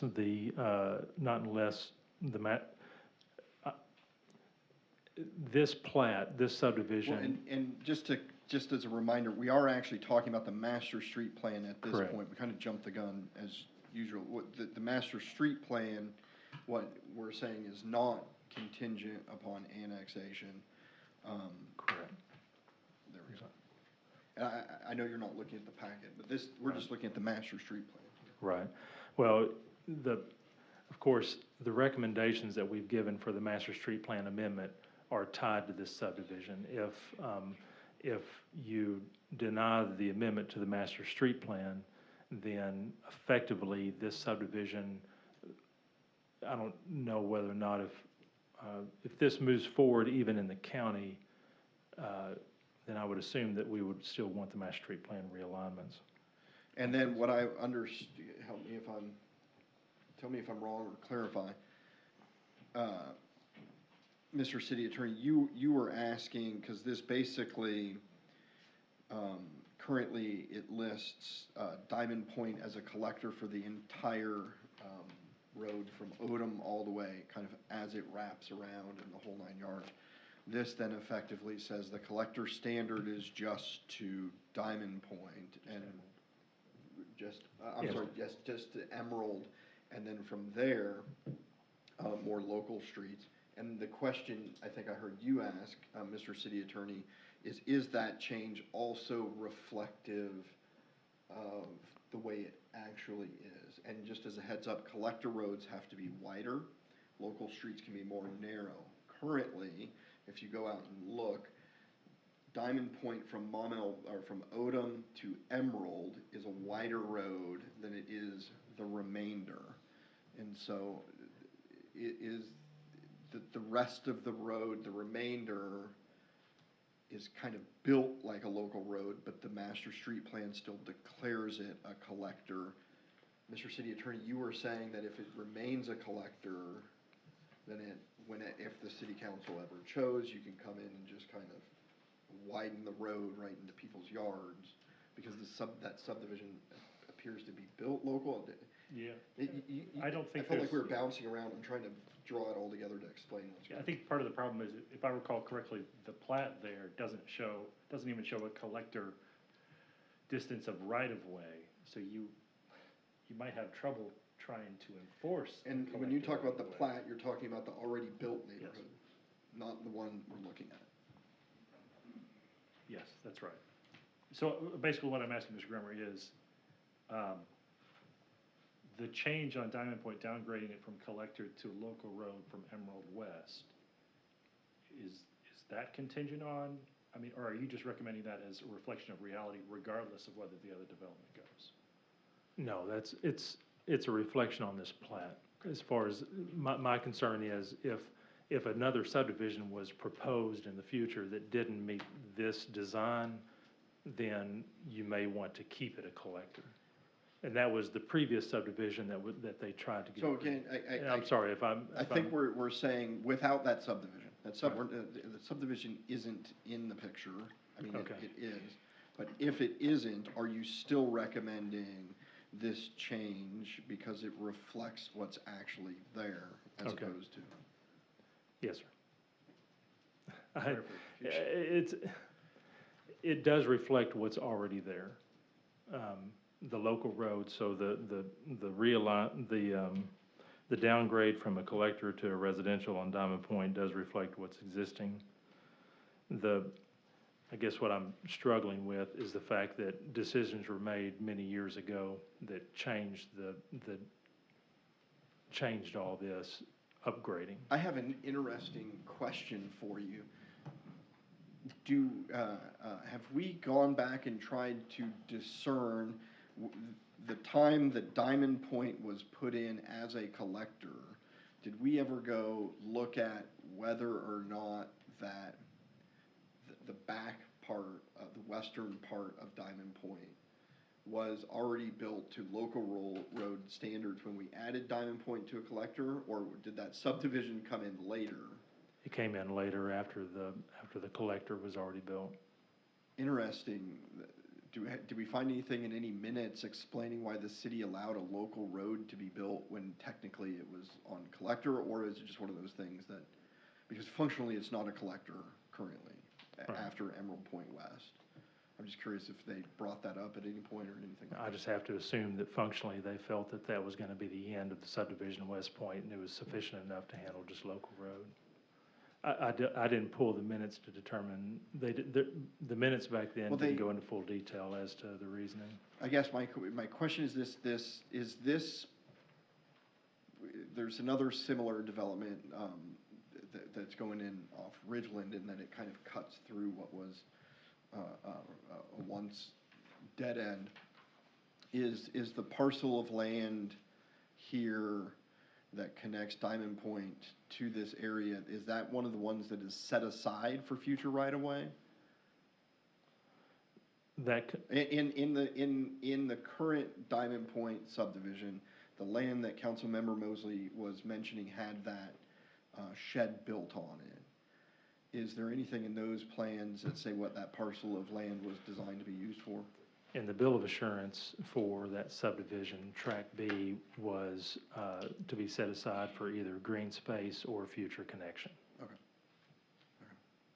And I was, normally I ask these questions before the meeting and have it all there, but just the way the conversation's gone now, figured I'd Well, ask him here. And in clarification, the way the ordinance reads, whenever a developer brings a development that is not consistent with the master street plan, then the staff can look at it and provide a proposed amendment to the master street plan for realignment. And that's what's happening here, because we have a development that realigns the master street plan. That's the reason why we're making this recommendation.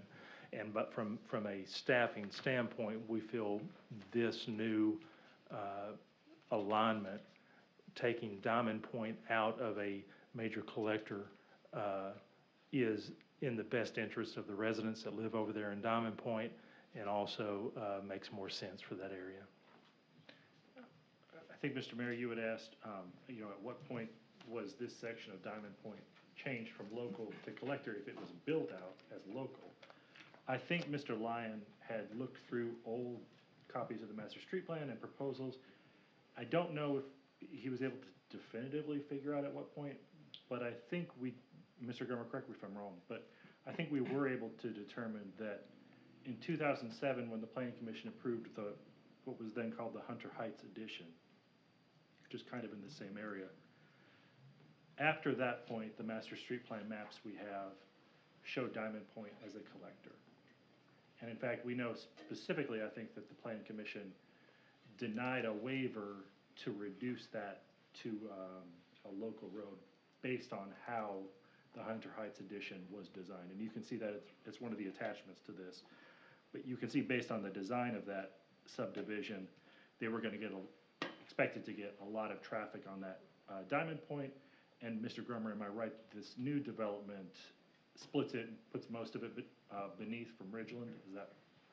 That's correct. So, city attorney is correct. Before 2007, the master street plan showed no alignments in this area. And then upon the proposal of this subdivision, which you'll see, it has a connection from Diamond Point that goes straight across. It basically would take all this traffic and would have taken it up, which they made the decision to upgrade to a collector because they realized to handle that traffic, the road would have to be increased.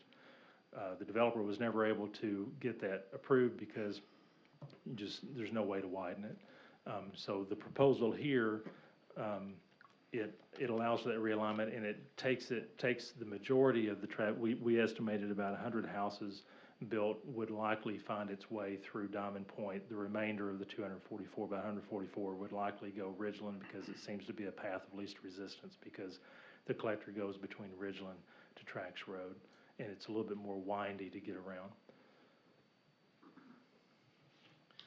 Okay, thank you, sir. Councilmember Gronwald. Don't you love when I call on you 10 minutes after you hit the button? Yep. I've been there. It's my favorite. So some of these questions, I don't know, may or may not make sense now. But I feel like we've obviously talked about this for a while because I even attended one of the Planning Commission meetings where we did talk about that. So refresh my memory. Did we at one point actually increase the size of these lots slightly, or are they the same as they've always been? As far as on the proposed subdivision? Yes. The lot size is not increased, but the developer did concede to increase the setback from 15 feet to 20 feet for all lots. Okay, that's what it was. And you're talking about the traffic and all of that. I don't really see this, as adding a whole lot more traffic to the boulevard because they can take that, not the Morgan Maumelle exit, but whatever exit that is, over there by McDonald's to get on the freeway, right? Am I thinking the right direction? Yeah. So I don't really see how that's gonna increase. I mean, there's gonna be increased traffic throughout Maumelle, like, you know, in the evenings and on the weekends and whatever, but, remind me how many houses we're proposing here? 244. So, I mean, the pros of this are that it's gonna increase property taxes, increase, revenue from our businesses and things like that, right? I think those are my only other questions, other than if we could kind of get finally a definition from somebody, I don't know who, maybe it's Mr. City Attorney, the definition of high-density housing, because I think we all have a slightly different understanding of that, because to me, the way that Councilmember Mosley describes it, CCOA would be high-density. So I think we have a different view of that, if somebody has a Mr. good City definition. Attorney. Mr. Grummer, what's the units per acre in R1? It's up to 6 units per acre in R1. How much is this? 3.5. So an R1 development, if it was zoned R1 as of right, they could do up to 6 units per acre? It depends on small house development, small lot development. So it just depends. You have conditional uses within the R1 in order to increase the amount of yield within a subdivision. Okay. And so typical for R1 standard is 3 units per acre. That's Okay, for typical. the standard R1. When you go to a small lot, which is what they're requesting, you can go up to 6 units per acre. They're only requesting 3.5. And the reason why they're requesting the small lot is because they've added a lot more green space rather than what you see on the existing that was proposed in 2007 that also was approved by Planning Commission.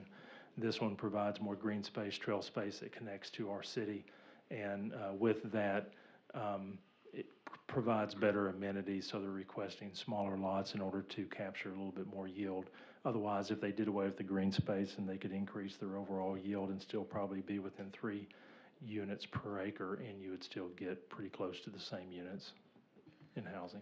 You So just wouldn't have as much green space. that's right. So you'd be giving up green space, but still getting more houses.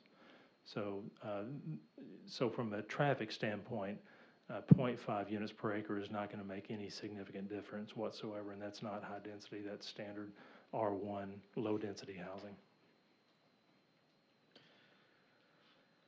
Thank you, Councilmember Gardner. Thank you, sir. I want to keep my comments to the master street plan since that's actually what we're discussing. Makes it easier for minutes. Yeah, because I was confused there where we're going. So we're discussing the master street plan, and when you look at what our current street plan is versus what is proposed, I've always considered the master street plan to be like a living, breathing document, right? It's something that you put out there to guide where you're going to go in the future. But things happen, life takes different turns, and you have to adjust. And if you look at what our current street plan is, where it puts traffic, it would put a lot more focus on some of our existing streets, whereas these new changes obviously would route traffic a little bit differently. Mr. Grummer, I did appreciate all the discussion at the subcommittee meeting that I attended, as well as the Planning Commission meeting where they discussed this in great detail about the traffic studies that y'all did. Thank you, first of all, for going to all the work to do all those traffic counts, because I think that goes to show when we're looking at something like this, the traffic counts are so far below what they are designed to handle. That's reassuring. And especially you're talking about downgrading a road and making it local versus collector. So, I mean, that even helps further, and those numbers still work out. So, I think the realignment is, I've always thought that this document, you know, the master street plan is just a living, breathing document that we tweak from time to time. That's just the way things go. Life happens. And, you know, we say we want commercial, but then we don't want any more traffic, and those two don't go together. And the fact of the matter is these developments will come whether or not they are in Maumelle or not. They will walk right over to the county and get approval. And then we are. Across the road from that. It is. So we're looking at traffic either way. So I would much rather the city control the process and allow these people to be welcomed in so that we can increase our city's population, because we're so close to the capital, Little Rock. Residents are going to come, and Maumelle is a wonderful place to live, and whether it's Maumelle or a Pulaski County address, they're going to live there one way or the other. My comments, I want to keep on this master street plan though, because I think it's a better realignment, and I appreciate staff's efforts at going through and adjusting this and downgrading some roads. And like I said, those traffic counts that you put in the packet show that this is well under where we need to be. So thank y'all for that work. Councilmember Tierney? Yes, this is also dealing with the master street plan.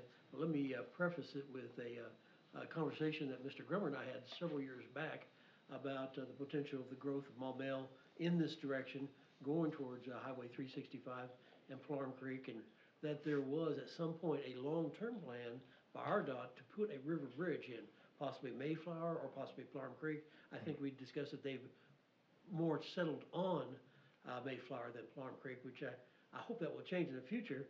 But considering that growth, has there been any discussion on these proposed roads about if any of them in the future need to be upgraded to an arterial to handle traffic in that direction? Well, so that was, Settlement Road would likely be the one that would be an arterial in the future if we ever discuss that. We did provide on the Master Street Plan an arterial connection from that proposed collector that's north of the railroad tracks to 365, but again, that's proposed at this point in time. So we initially wanted that to connect all the way down to Trax Road because there is an above grade crossing, but we found that that was a private crossing that provided access to some private land as well as some potential historic sites that the city needs to study more on to determine impact. So we took that out, but in the future we may look at that as growth continues that direction. Councilmember Mosley? Yeah, I'll continue my questions here. Ms. Grunwald, I consider the only thing in Country Club I consider is high density is probably the Cypress Bend, those newer, smaller houses. I would prefer to see higher lot sizes that leaves more room for parking, and also it just cuts down on traffic. I feel like our unique road situation out here in Maumelle is the ability to get in and out of town during rush hour. We need to.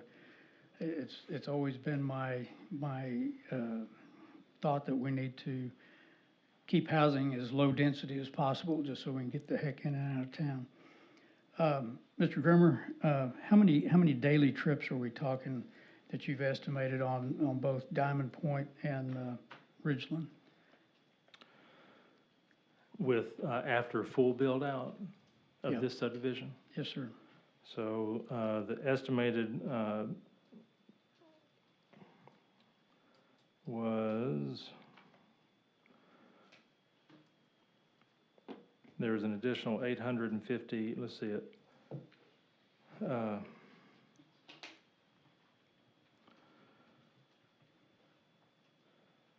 And the remaining 1,224 vehicle trips per day to Ilias. So based on the current counts, Diamond Point, this would equate to a total of 1,175 at location number 3. And then 1,567 at 2. So 1, basically, the location on Diamond Point that is closest to Odom would be 1,978, and that's on the collector side of Diamond Point, which allows up to 5,000 average daily trips. So that's under 2,000. And then on Ridgeland, that was estimated to be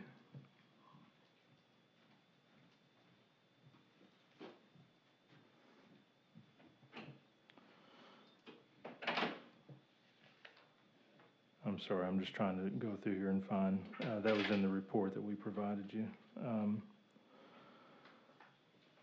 Mr. Grimmer, I think on your staff report, I think it's the very bottom of page 1 and the very top of page 2 is where you list the estimated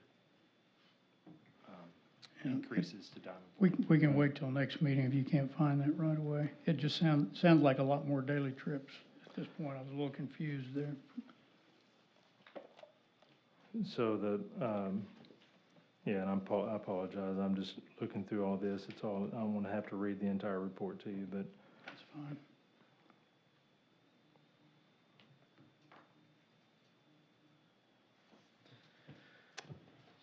Okay. Let me ask you a bigger picture question. How many more potential neighborhoods are there that might be at some point accessing Ridgeland and Diamond Point? At the time we approved that new Pinnacle Heights, is that it? When we approved that, I don't think we really thought about another neighborhood being, using that same Ridgeland. If I could, so I think we did, which is why we ran the, now Ridgeland is a collector all the way through Pinnacle Heights, right? And the idea is that it eventually connects to 365. It was assumed that that wasn't gonna be a road that no other neighborhoods access that road, right? So my question to you is, are you talking about how many other people take primary access, like that's their only access? Or if Ridgeland continues on down and eventually connects with 365, are you asking how many other subdivisions could possibly be on that road?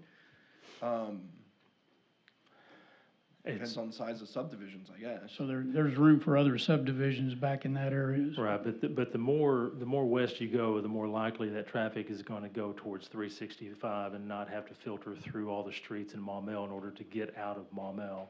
It's always a path of least resistance. And to answer your question on these, you've got the two subdivisions, Pinnacle Heights as well as the Stony Mountain. And I estimated the total number of houses between Pinnacle Heights and Stony Mountain was 430 lots. And the combined estimated vehicle trips was 3,655. If both of those, all of it went through Ridgeland, then you would have a total of 3,655 vehicle trips per day. But that's highly unlikely, only because, again, the path of least resistance should take most of it out the other way. But the estimates that we had on Ridgeland never exceeded the 5,000 capacity on the collector. Okay, thank you. Any additional discussion on ordinance 1114? Yeah, I've got some more. Mr. Grimmer, who owns that lot on Diamond Point, where they're gonna put the road through? Who actually owns that, or is it just an easement, or what is that? The property owner that owns the land that this proposed development is on, he owns it. Mr. Ken Norman, who owns the land where this proposed development is. Back in 2007, he bought that land under the presumption that he could actually have access. The city conveyed that he would have access, and then when he went through the process, the collector was upgraded to the road was upgraded to a collector that made it impossible for him to be able to get that access. Okay. One of the speakers at the meeting the other night was talking about a court case involving that access. Are we going to be reopening that can of worms? And I don't even know who won that case or what, but I assume that caused that at that time back there in the Hunter thing, not to be approved. Is that correct? I'll defer to the city attorney as far as the legal matters of that. Yeah, so back in 2007, the Planning Commission approved the proposed plat for Hunter Heights. They denied the applicant's request for a waiver of the 60-foot right-of-way. So in effect, that would have required the applicant to basically buy out one of the lots north or south of that Tract B. The applicant appealed to Circuit Court, it's probably the 9th Division. There was a brief trial or a hearing on the appeal, if you want to call it. Circuit Court judge agreed with the city, upheld the city's decision. The applicant appealed to the Court of Appeals. Court of Appeals dismissed the entire matter because the applicant didn't file his appeal in time. So I don't think it'll reopen that 2007 case. I can't ever guarantee that there won't be litigation following local government action, whether it's an approval or a denial. You know, basically all you need is $165 and you got yourself a lawsuit. But no, I don't think it'll reopen it, no. And staff, again, supports this only because it is a different subdivision design than previously that caused that court case. Okay, so the two subdivisions are unique enough that it wouldn't trigger the same situation? Well, in my opinion, that a reason for this master street plan suggestion is because it allows for downgrading of that road, so it doesn't have to be a collector anymore. Mr. Mosley, Councilmember Mosley, let me, if I can add a little bit of factual background. Almost right when I took office, Scott was here. We had the owner of what is this property at that time come in and say they wanted to take another stab at getting access off of that area. And we talked and talked and saw no way that you could build the sorts of subdivision back there that took exclusive and sole access off of what is effectively a local street. And regardless of the fact it's categorized as a collector, from west of Emerald, that road is built to local street standards. And so we talked with them very early on and recommended at that time, they're like, well, how do we take access off of this? I bought this extra little parcel of land that is supposed to be used for a roadway. How do we take access off that for the subdivision? And we're like, well, our road doesn't handle that many vehicles down what's effectively a local condition. We recommended, talk to the folks just south of you and try and get access from there, because that road is built, Ridgeland is built to collector standard all the way to the end. So when they came to just take primary access off Diamond Point, we thought the road didn't have the capacity. But if you redo that subdivision and route the traffic down the collector, then all of a sudden, it does fit local road. The amount of traffic we would anticipate going through Diamond Point hits local road traffic, but not what we think collector road traffic is. And that was just looking at the nature of the way Emerald or Diamond Point was built out west of Emerald. Just additional information. Thank you. That kind of illustrate, we initially said no, and I'm using we, meaning my office in my tenure. And that's we were using the same reasoning at that time that was used, that we think was used roughly back during the earlier denial 15 years ago or whatever that was. The difference here is that the subdivision no longer, that connection is really no longer a collector sort of road. It's really just a local street.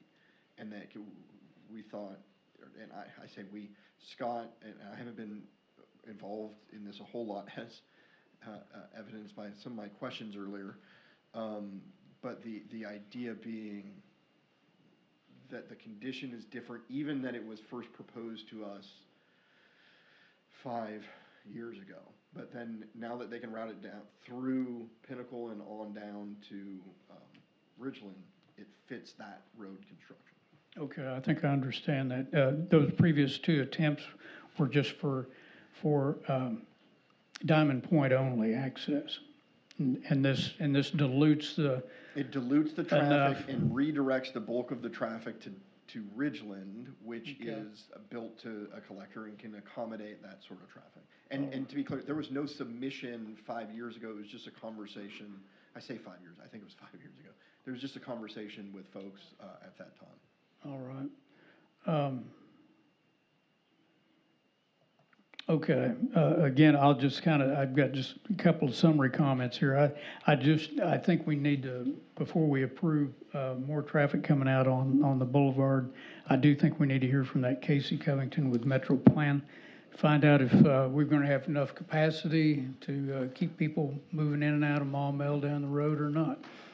I did So- receive a message from Metroplan, Mr. Covington, concerning that. I don't know if you'd want me to address Yeah, that now sure. or not. Sure, go ahead.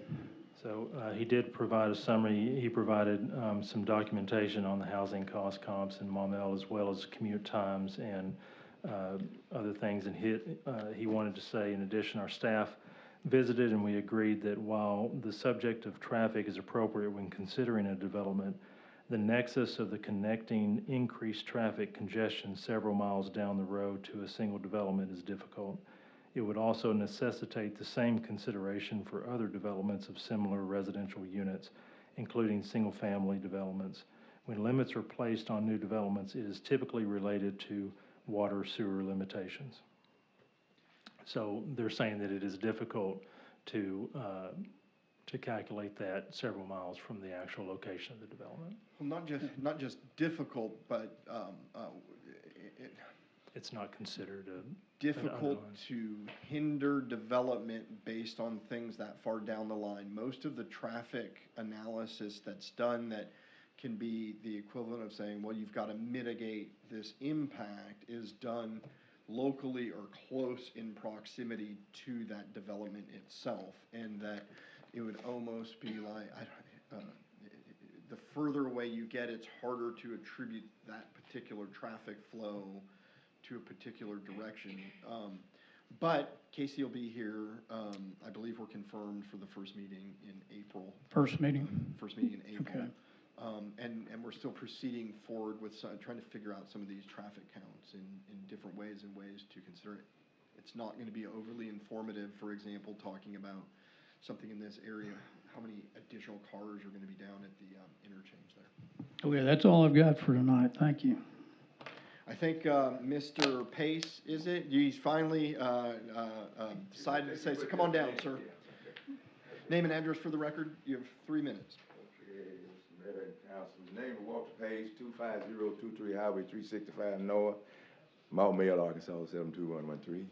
I'll just, I think from what you are talking about on this street plan here, which is probably eventually going to involve us around on Trax Road and what you're talking about. So what I would like to do is he's been very helpful to me, Mr. Grumman. So I just want to say, from what you all said there, it looked like it may be a little problem, it may not be, but he's already told me it probably won't be. So if it's okay, I think I'll wait. This is the first reading, right? Yes, sir. Okay, let me get with Mr. Grumman in and see what will come up on the proposed that y'all gonna be using. As far as the traffic, that y'all talking about, gonna have to come out of these, new subdivisions that you're putting in the back there. Cause it's gonna impact us back there where they're putting the subdivisions.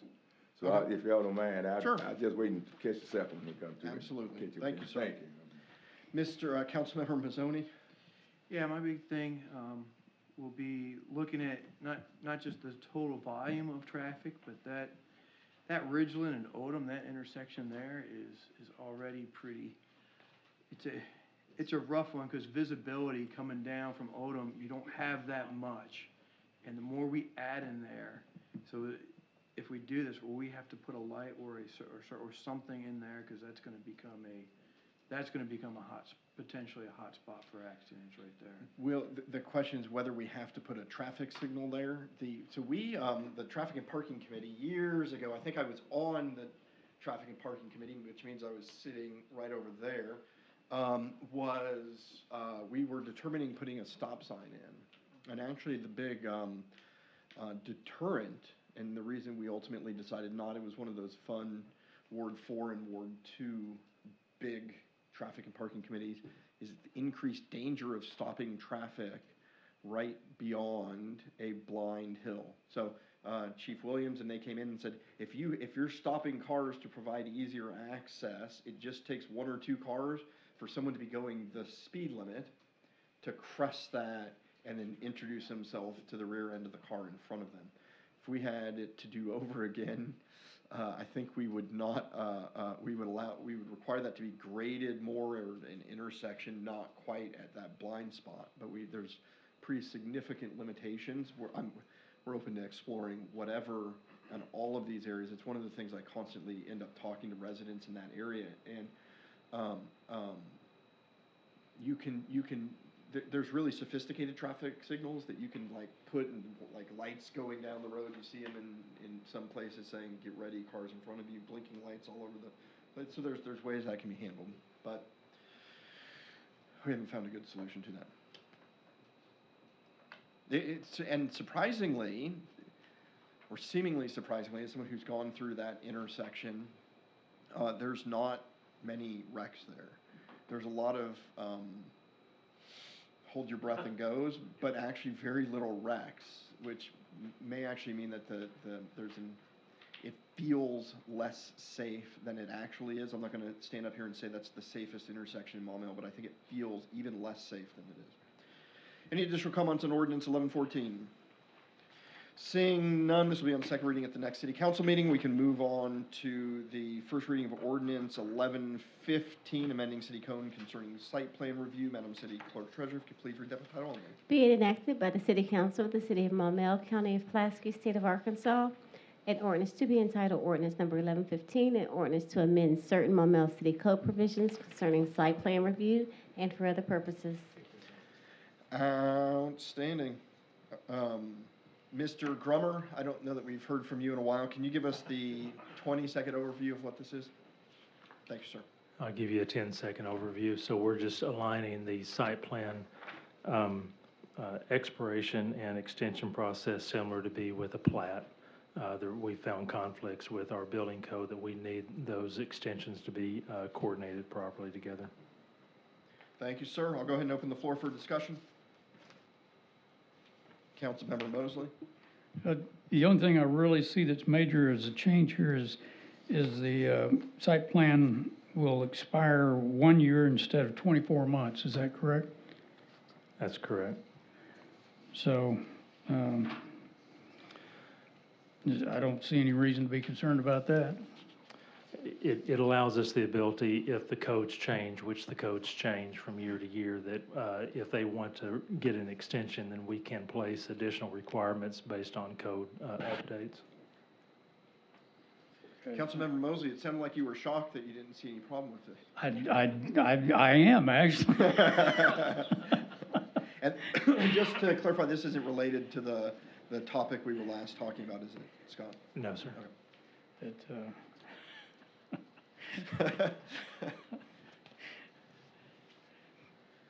Did you have anything else, Councilmember Mosley? No, I didn't. Okay. Any additional discussion on this ordinance? Seeing none, it will be on second reading at the next city council meeting. We'll move on to the first reading of ordinance 1116 to amend the city code concerning PCDs. Madam City Clerk Treasurer, could you please read that by title only?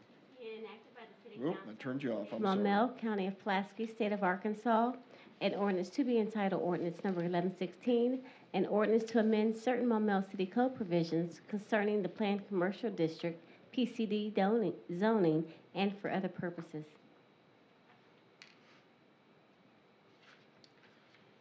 Mr. Grummer, let us know what we got. Mr. Mayor, so City Council members, you sent this back to Planning Commission. We looked at it again, and I feel like that we made some significant changes that may help resolve some of your concerns. So when you look at the ordinance, the main changes that we made would be under the section which is labeled 94-449 Development Standards.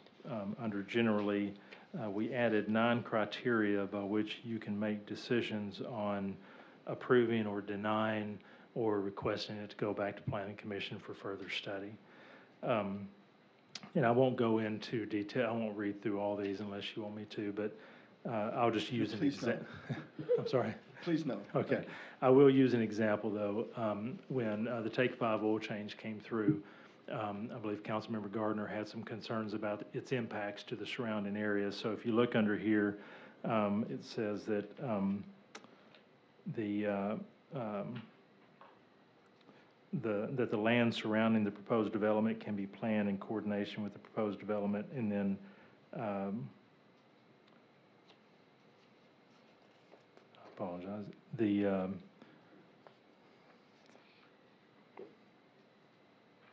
I'm sorry.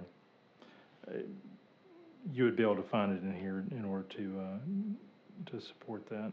It impacts surrounding land, coordination, proposed development, and then existing, it creates a desirable and stable environment. So those are things that are kind of general, but you could use those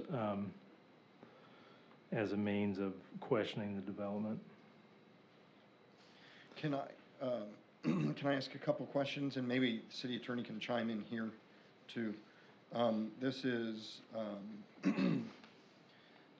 affects in some ways the mixed use, issues we had. Yes, sir. And this is the ordinance basically that the council sent back to the planning commission, right? Yes, sir. Okay. What, in short, tell me how these changes enable us to prevent a bunch of apartment complexes from being built in an area that is PCD? And you know, what prevents that sort of worst case scenario? What are the safeguards we're putting in place here? Oh, Whoever. so I know that one, I'll let Mr. Grummer correct me as usual when I get it wrong. Under page 2 of this ordinance, you'll see that residential uses are already a conditional use, meaning they require city council approval on the specific development. And in particular, there's a list of some factors there for the city council to consider. One of them being the densities, the urban development goals of the city, topography, character of the environment, and then the impact of the given density on the specific site and adjacent properties. You probably noticed that a lot of the guidelines and criteria on PUDs, they're written more, I'm not going to say subjectively, but I'll say qualitatively. And that's because that's, as I understand it, that's kind of the point of a PUD, is it's supposed to allow flexibility and kind of a mutual interchange between the city government and the local developer. Again, Mr. Grummer will tell me if I've got it wrong. And then we also, we've added these additional factors, and then we put some requirements. This is on page 4, the bottom of page 4 of this ordinance. There's a requirement for exterior lot coverage, and by exterior lot, what we meant was lots that touch abutting public or private streets. And the requirement that this proposed ordinance would impose is that the ground floor of those lots that abut the streets be 100% commercial. And then at the very top of the page 5, it puts a density requirement that it has to meet the density goals in subsection B1. And you'll see that those are just above this subsection. So it does put a density, I would say, guidelines or limits per acreage. So it both requires commercial on every PCD that is a mixed use. It requires commercial on the ground floor abutting roads, and then it also has density requirements, in addition to the more qualitative kind of guidelines and criteria. And if you don't mind, I'll add to what the city attorney mentioned, is that a C2 zone, which is our town center zone, which would be appropriate for this area. I'm just using it as an example, tract D is existing zone PCD. If they chose and requested to rezone to a C2, I'm not too sure whether if we could deny that, because that is the appropriate zoning in that area. So by right, if it was C2, they could build a hotel, other things, which increases your population, your traffic and whatnot. In addition to, we changed from R3 residential in a C2 by right, which before was by right, we changed it to a conditional use. In C2, you do not have the criteria listed under your PCD in order to approve or deny an application. So if you rezoned it to C2 and somebody came to you for a conditional use for an R3 residential, you would have, in my opinion, less things in order to determine whether if you want to deny that or not. Within the PCD, it gives you more flexibility with that. Thank you, sir. Councilmember Mazzoni, I believe. Yeah, so I like a lot of changes, and so I just want to make sure, so if with R2 and R3 being conditional, does that, what on page 4, So what is that, paragraph 3.2 sub A, the exterior lot coverage, would that apply to, would that still apply if they wanted a conditional to be R2 for everything? Yes, that applies whether if you do residential as a conditional or it's just all commercial. Thank you. Can I just, Mr. Grummer had brought to my attention, we were talking about this beforehand. And the text on this, we went back and forth, Mr. Grummer, Mr. Lyon, and myself, between the subcommittee and the planning commission meeting. And there was some text that we had, we spoke about this 100% commercial frontage requirement, I'll call it. We had put text in there that would allow the city council to waive the 100% requirement for a development if there were specific characteristics to the property, so long as the development met all the other requirements. I mentioned that just to, I mean, it was really a last-minute change before the last planning commission, which I think is why I forgot to put it in here on the text. I just mentioned that to see the council's kind of view on that. Do you want the ability to waive? Mr. Grummer, maybe you could explain, situations where that might be relevant. If the topography is such that you just can't put anything on the street frontage, but I'm not too sure, every development's gonna be different, and what you want to do is provide opportunity for proposals to come to the city. And until something comes, it's hard to determine, but again, allowing that, the ability to waive or not, I thought it was a good addition, the city attorney, we had suggested, but it was in the planning commission packet, they did review it, not in packet, we provided it to them at the planning commission meeting, we discussed it, and they did approve it with that in there, it's just not in this version that was provided to you. So that's really up to the council whether or not if you would want to consider that. I'd say if you want it, I can read out the specific text into the record, and we can, and if you want to make a motion and add it, we can redo first reading today, or. I'm fine without it, though. So the version that was passed by the planning commission, this is not that version? No, everything in it is correct. It's just that one sentence that was kind of a late addition did not get into that one.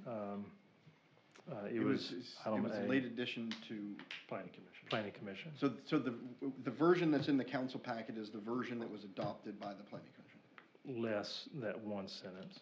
Yeah, minus one sentence. The planning, I mean, the that's. planning commission approved the waiver. Yes. A due pass to us. Okay. Yes. How did we get a different version than what was passed by the planning commission? I think it's my responsibility, but we were shuffling around red line versions, left and right, and that's.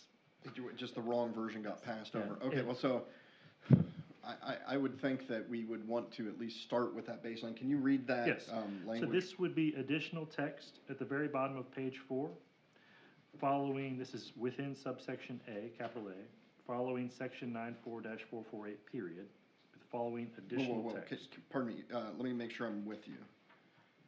You're on Bottom the- of page 4. Yep. It's just additional text after. After the 94-448, Okay. period. Okay. Reading as follows. The Planning Commission may recommend that the City Council waive this 100% requirement for a development due to specific characteristics unique to the property, so long as the development meets the remaining requirements, guidelines, and criteria. So it feels like that should be the version in front of us right Yes. now. And then if we want to remove that, remove that. I have a question about exterior lot coverage. The idea being that as you're driving down a roadway, what you're seeing on the ground floor is commercial. How is this impacted if someone wanted to put a big fountain in? Do we have a definition for external lot coverage? Like, if I'm a developer, can I come in and say, like, do a lot, not build on it, and then just back up 20 feet and say, well, this isn't the exterior lot, that's the external lot? That was one of my questions. And then really, I think the proper thing to to do would be to make a motion adding that back in, Yeah. unless we think that we'll add it back in, go, okay, now we have the version given to us by the planning commission, now let's take it out. But it seems like the version before us should be the one with that language. That's fair. And I've got a bunch of, if someone has something I'll on make this a topic. motion to add that language, since the planning commission approved that. Okay, if I could borrow your notes here, and Tina will want this copy. I'm going to, we've got a motion and a second to add the language that I'll read right before we vote again. Is there any discussion on that? Councilmember Mazzoni. Last time it came up, correct me if I'm wrong, but we couldn't make a motion to add, our only options on an ordinance coming from a planning committee was to approve, disapprove, or send it back. That's right. So, Yes. is this a gray area based on what they wanted, or? This, This is why you should pass the motion. This is why you should pass the motion, because the version that was adopted by the planning commission, a wrong copy got sent to Okay, the so city this is clerk's the office. correct declare. This will make it accurate to what the planning commission did. If Got that it. makes sense. Just the wrong version got sent over and included in the packet, apparently. Councilmember Mosley? Yeah, to be clear. You're saying to line it up with how they approved it, we'd need to put in the sentence that says the planning commission can waive this. No, the city council can waive it. City council? Yes. Oh, I thought you said the planning commission. Planning commission may recommend that the city council waive the requirement. Okay. And just to, the planning commission may recommend that the city council waive the 100% requirement for a development due to specific characteristics unique to the property, so long as the development meets the remaining requirement, guidelines, and criteria.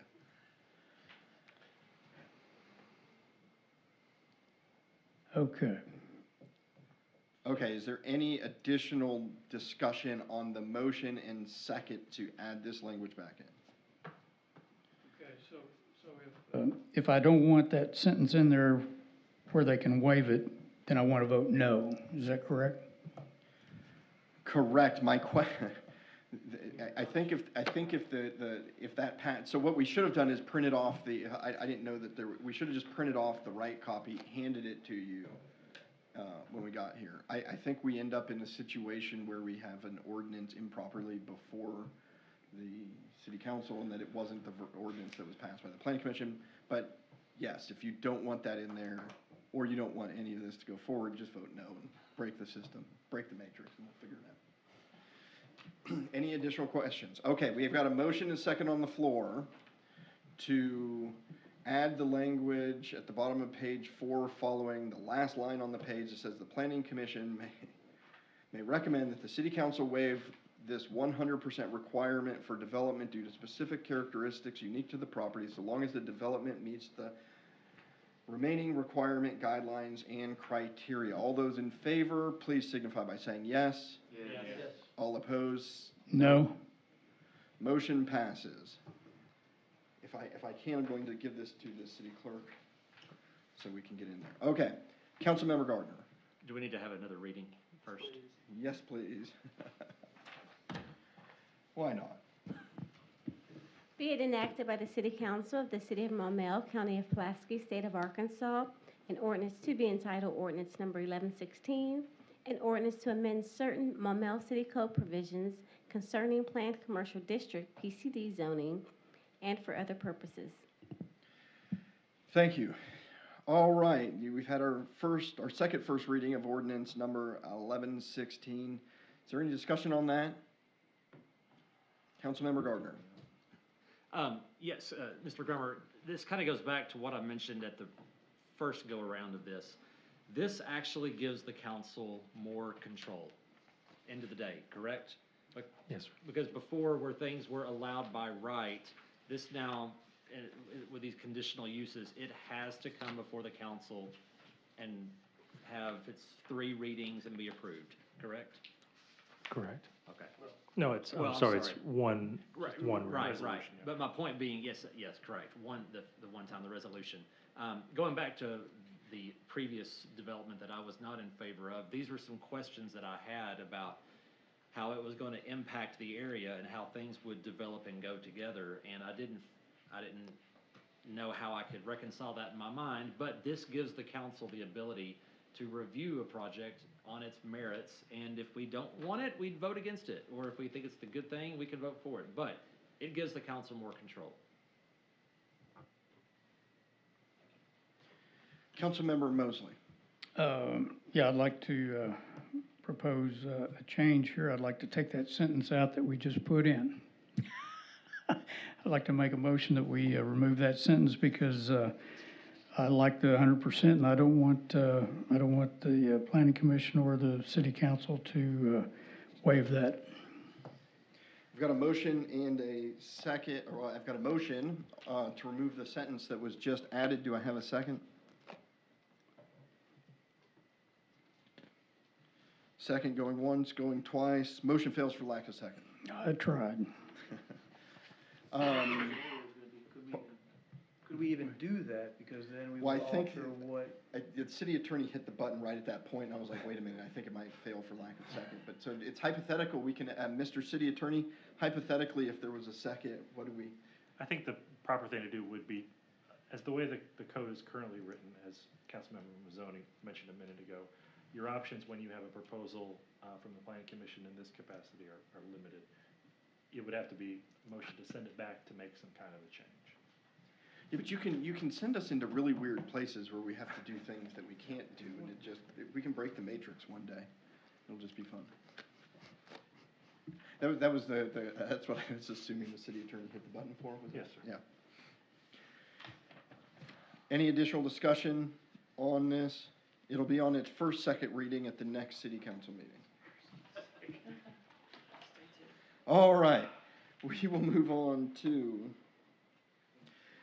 Resolution 2024-06 regarding surplus property. Madam City Clerk, if you could please read that by title only. A resolution of the City Council of the City of Maumelle, Pulaski County, Arkansas. Resolution number 2024-06, a resolution to approve the disposal of city surplus property. Motion to approve resolution 2024-06. We got it. We've got a motion and second to dispose of, I took that as don't talk a lot. Motion second to approve, adopt resolution 2024-06. Is there any discussion on that motion? Seeing none, all those in favor, please signify by saying yes. Yes. All opposed, no. Motion passes. All right, we will move on to Resolution 2024-07, amending the 2024 General and Grant Fund budgets. Madam City Clerk, please read that by title only.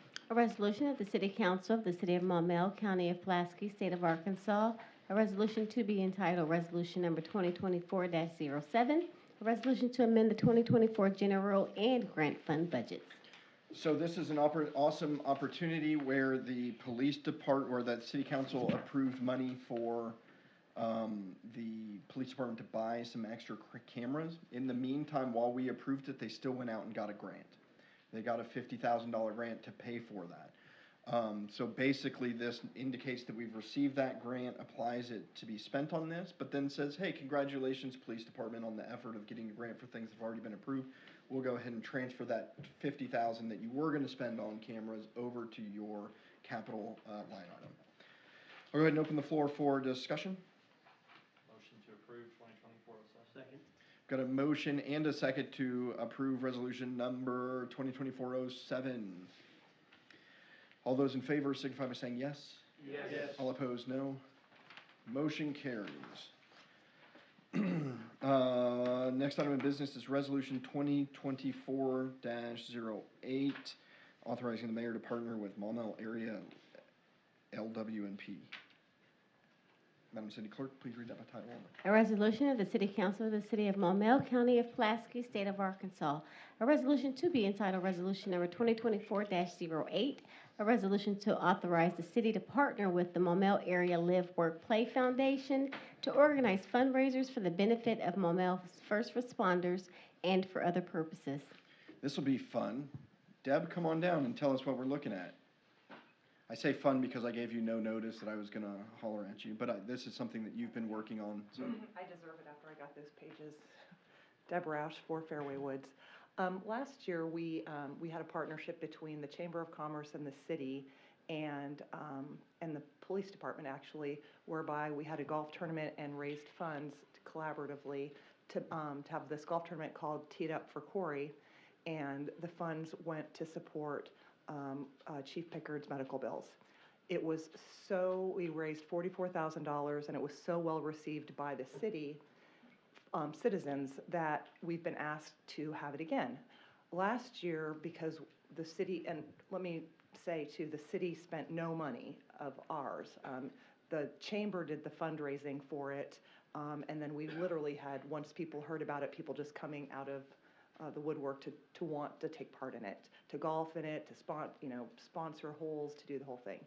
So it was so popular that we made the suggestion of having it again this year and expanding it to benefit our first responders, so both the police department and the fire departments. And what we would do is have a committee whereby, and this was at the suggestion of the police department, including both of them, that sometimes there are first responders that have a need within their family, but maybe can't afford it. So like say their washing machine and dryer goes out. And in those cases, we would have this nonprofit that would hold the monies that we receive through the golf tournament, and then our first responders could ask for something if they needed something, and this nonprofit, and it would grow over time, having things like the golf tournament, but also maybe other things, like maybe we do a car wash and volunteers get together and the fire department brings its fire truck out or something, I don't know.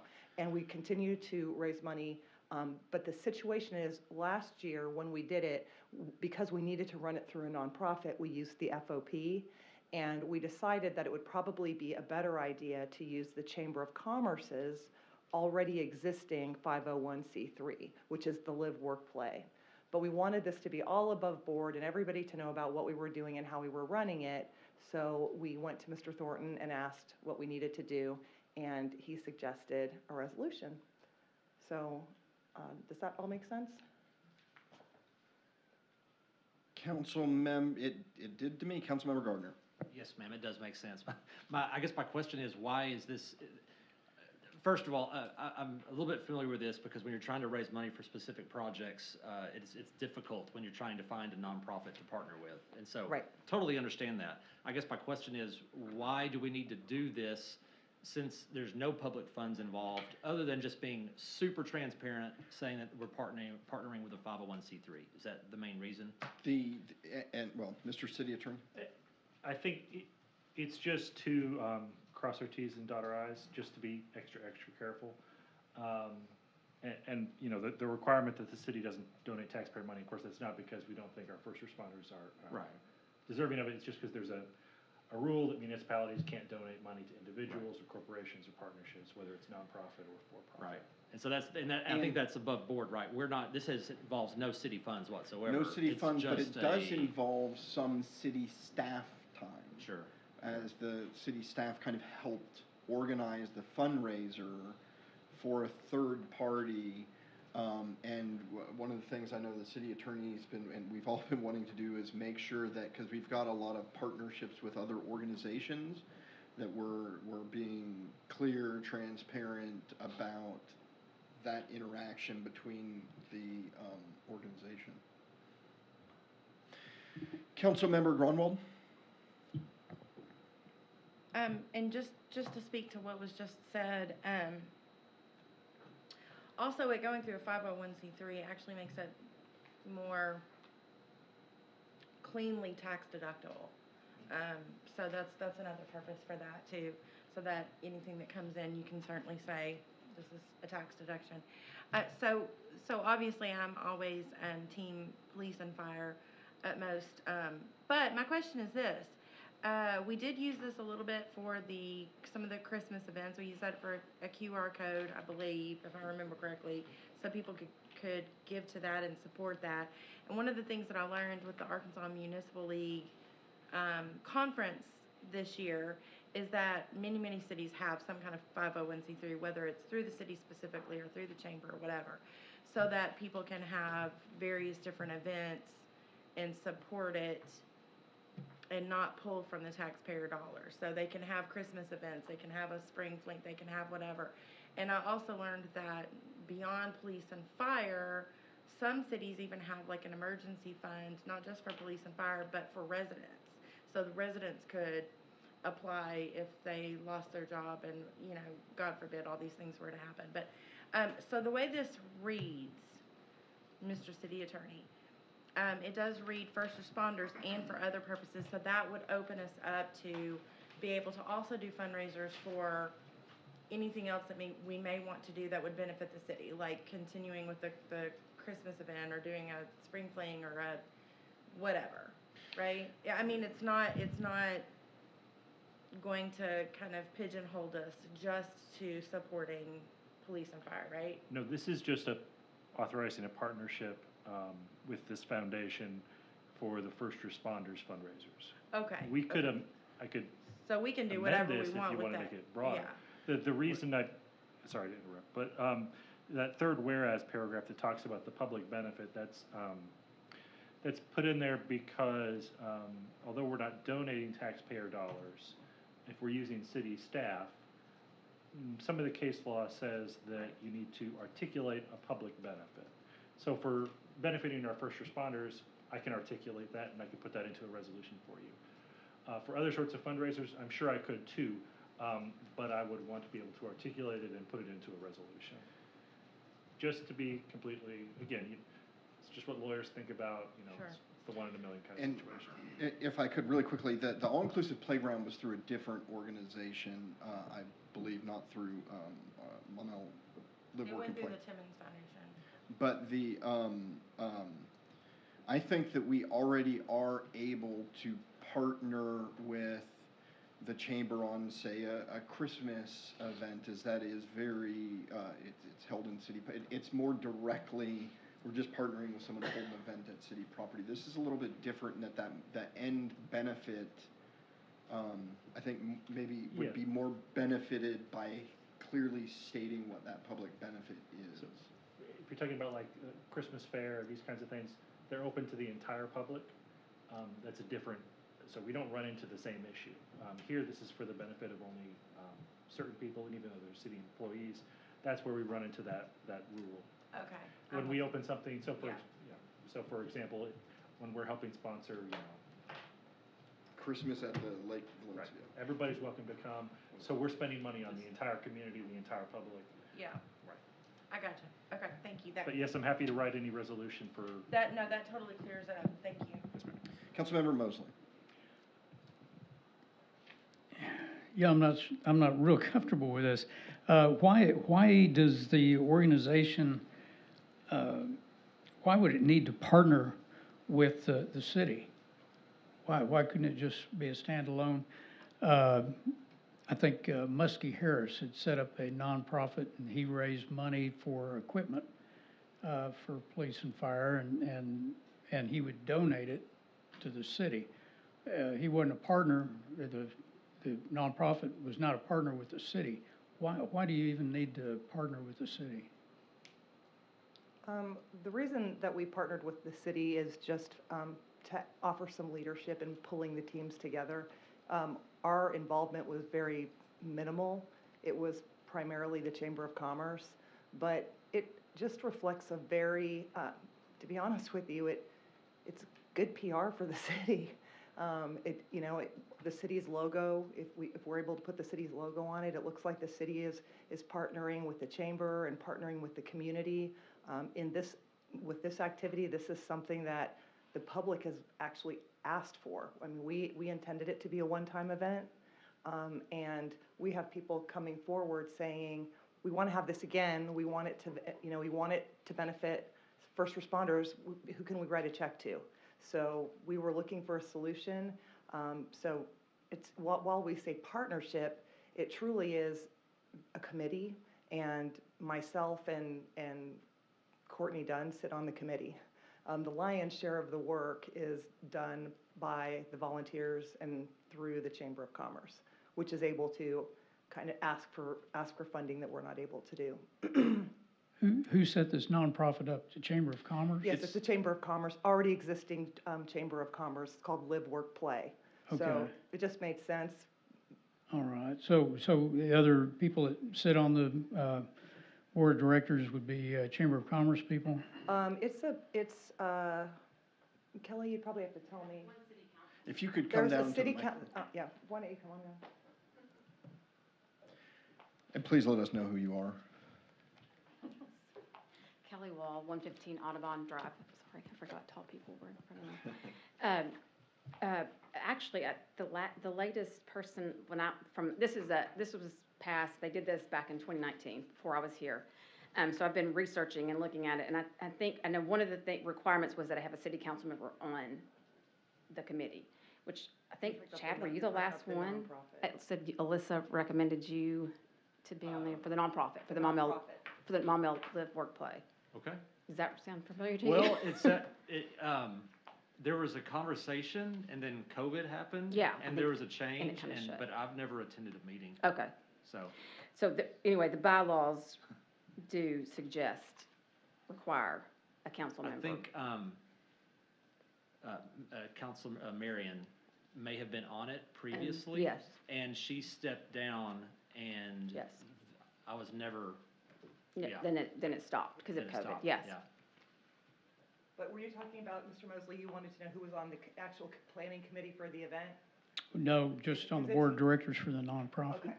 Okay. Lisa Holloway Sugg is the chairman, and Kim Burks is the co-chairman for it. They're both just business owners, Okay. business people. One last question. Are there employees of this nonprofit that'll actually be paid?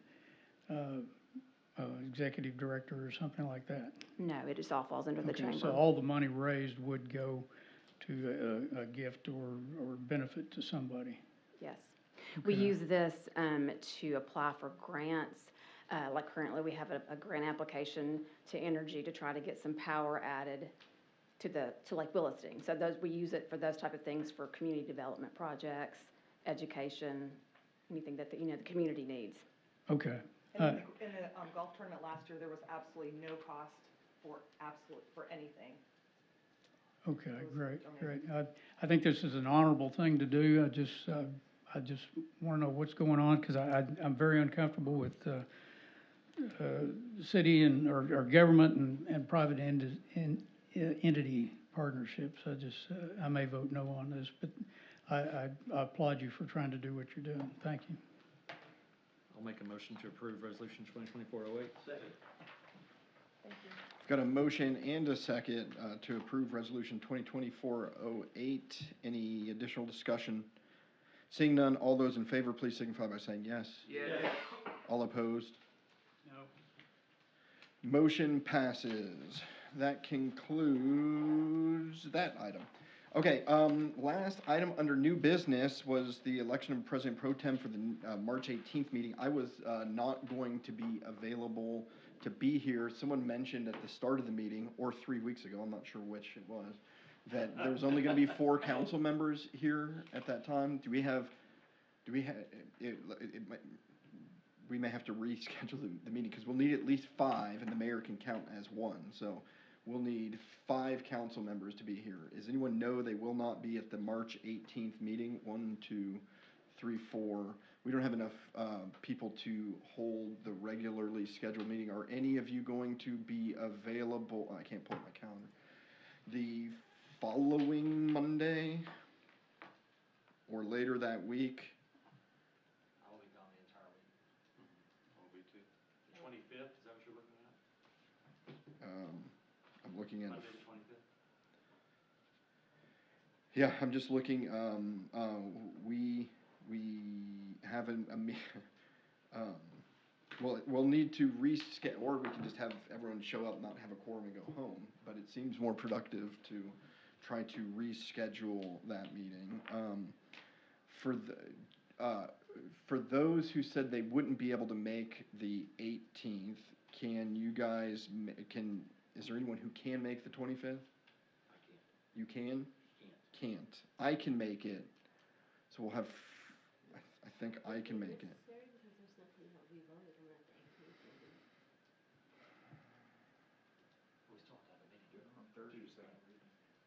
To do the second reading, what's that? We're having trouble having a The first, second meeting, there might be multiple attempts at the second reading. I think the city council can just cancel the meeting, as far as I know. There's no requirement that we hold a meeting just to read something.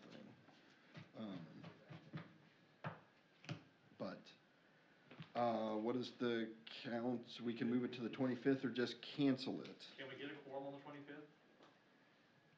25th? Who knows that they can be here unless an emergency happens?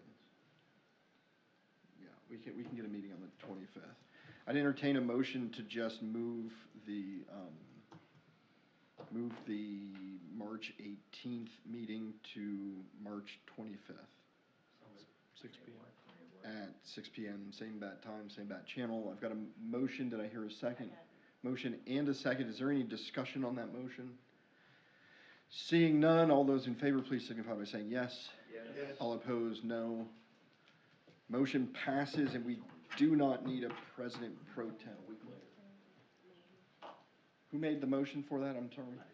Councilmember Gordon. Okay,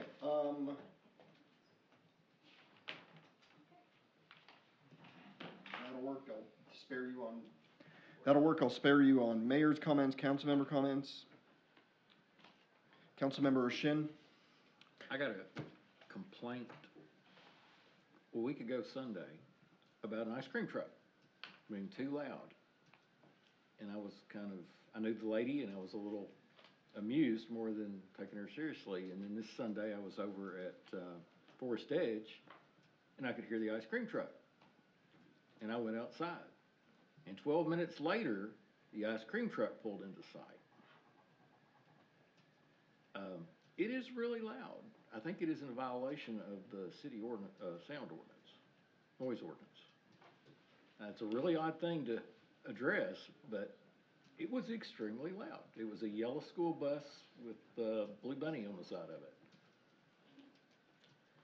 Now, I realize that may be offensive to others. It at least, actually, I don't like that either because I can't hide my kids in headphones while they come by. But I was about to say it gives me time to find $1 or two, but or 10, whatever it costs. It came by my house last year, and I did not notice it being that loud. Okay, so the Chief Pickard, is this something that folks should call the police about? Much like if someone was driving slowly through the neighborhood with extremely loud music? Yes, sir. It does sound. We can do that. It may be if it was a vehicle that we had a solicitor's permit on, we might have a way to track them down, but I don't think that is the case. It's not, I can confirm. Get registration. I can confirm, it's that. It's on that corner of the corner of our streets, Oak Forest and It comes North down our North. street, yeah. So, I wake up at night with loud cars in the middle of the night. It's a pickup truck. The other night, Let the police department know. They love trying to track down, and they're actually pretty good at it. Though I think Chief Pickard's hiding his face. They're good at tracking down vehicles that are, say, don't have mufflers or have done things to do that. I just want to clarify, did the city clerk Kevin say it is not Correct. registered solicitor? Correct. Thank you.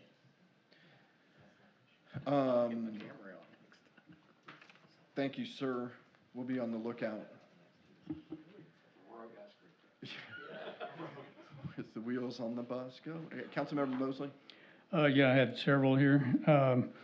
First of all, I just want to real quickly ask you to pass along to the Public Works for honing down the bumps on the path around Lake Williston. It's much safer now to walk, less likely to trip.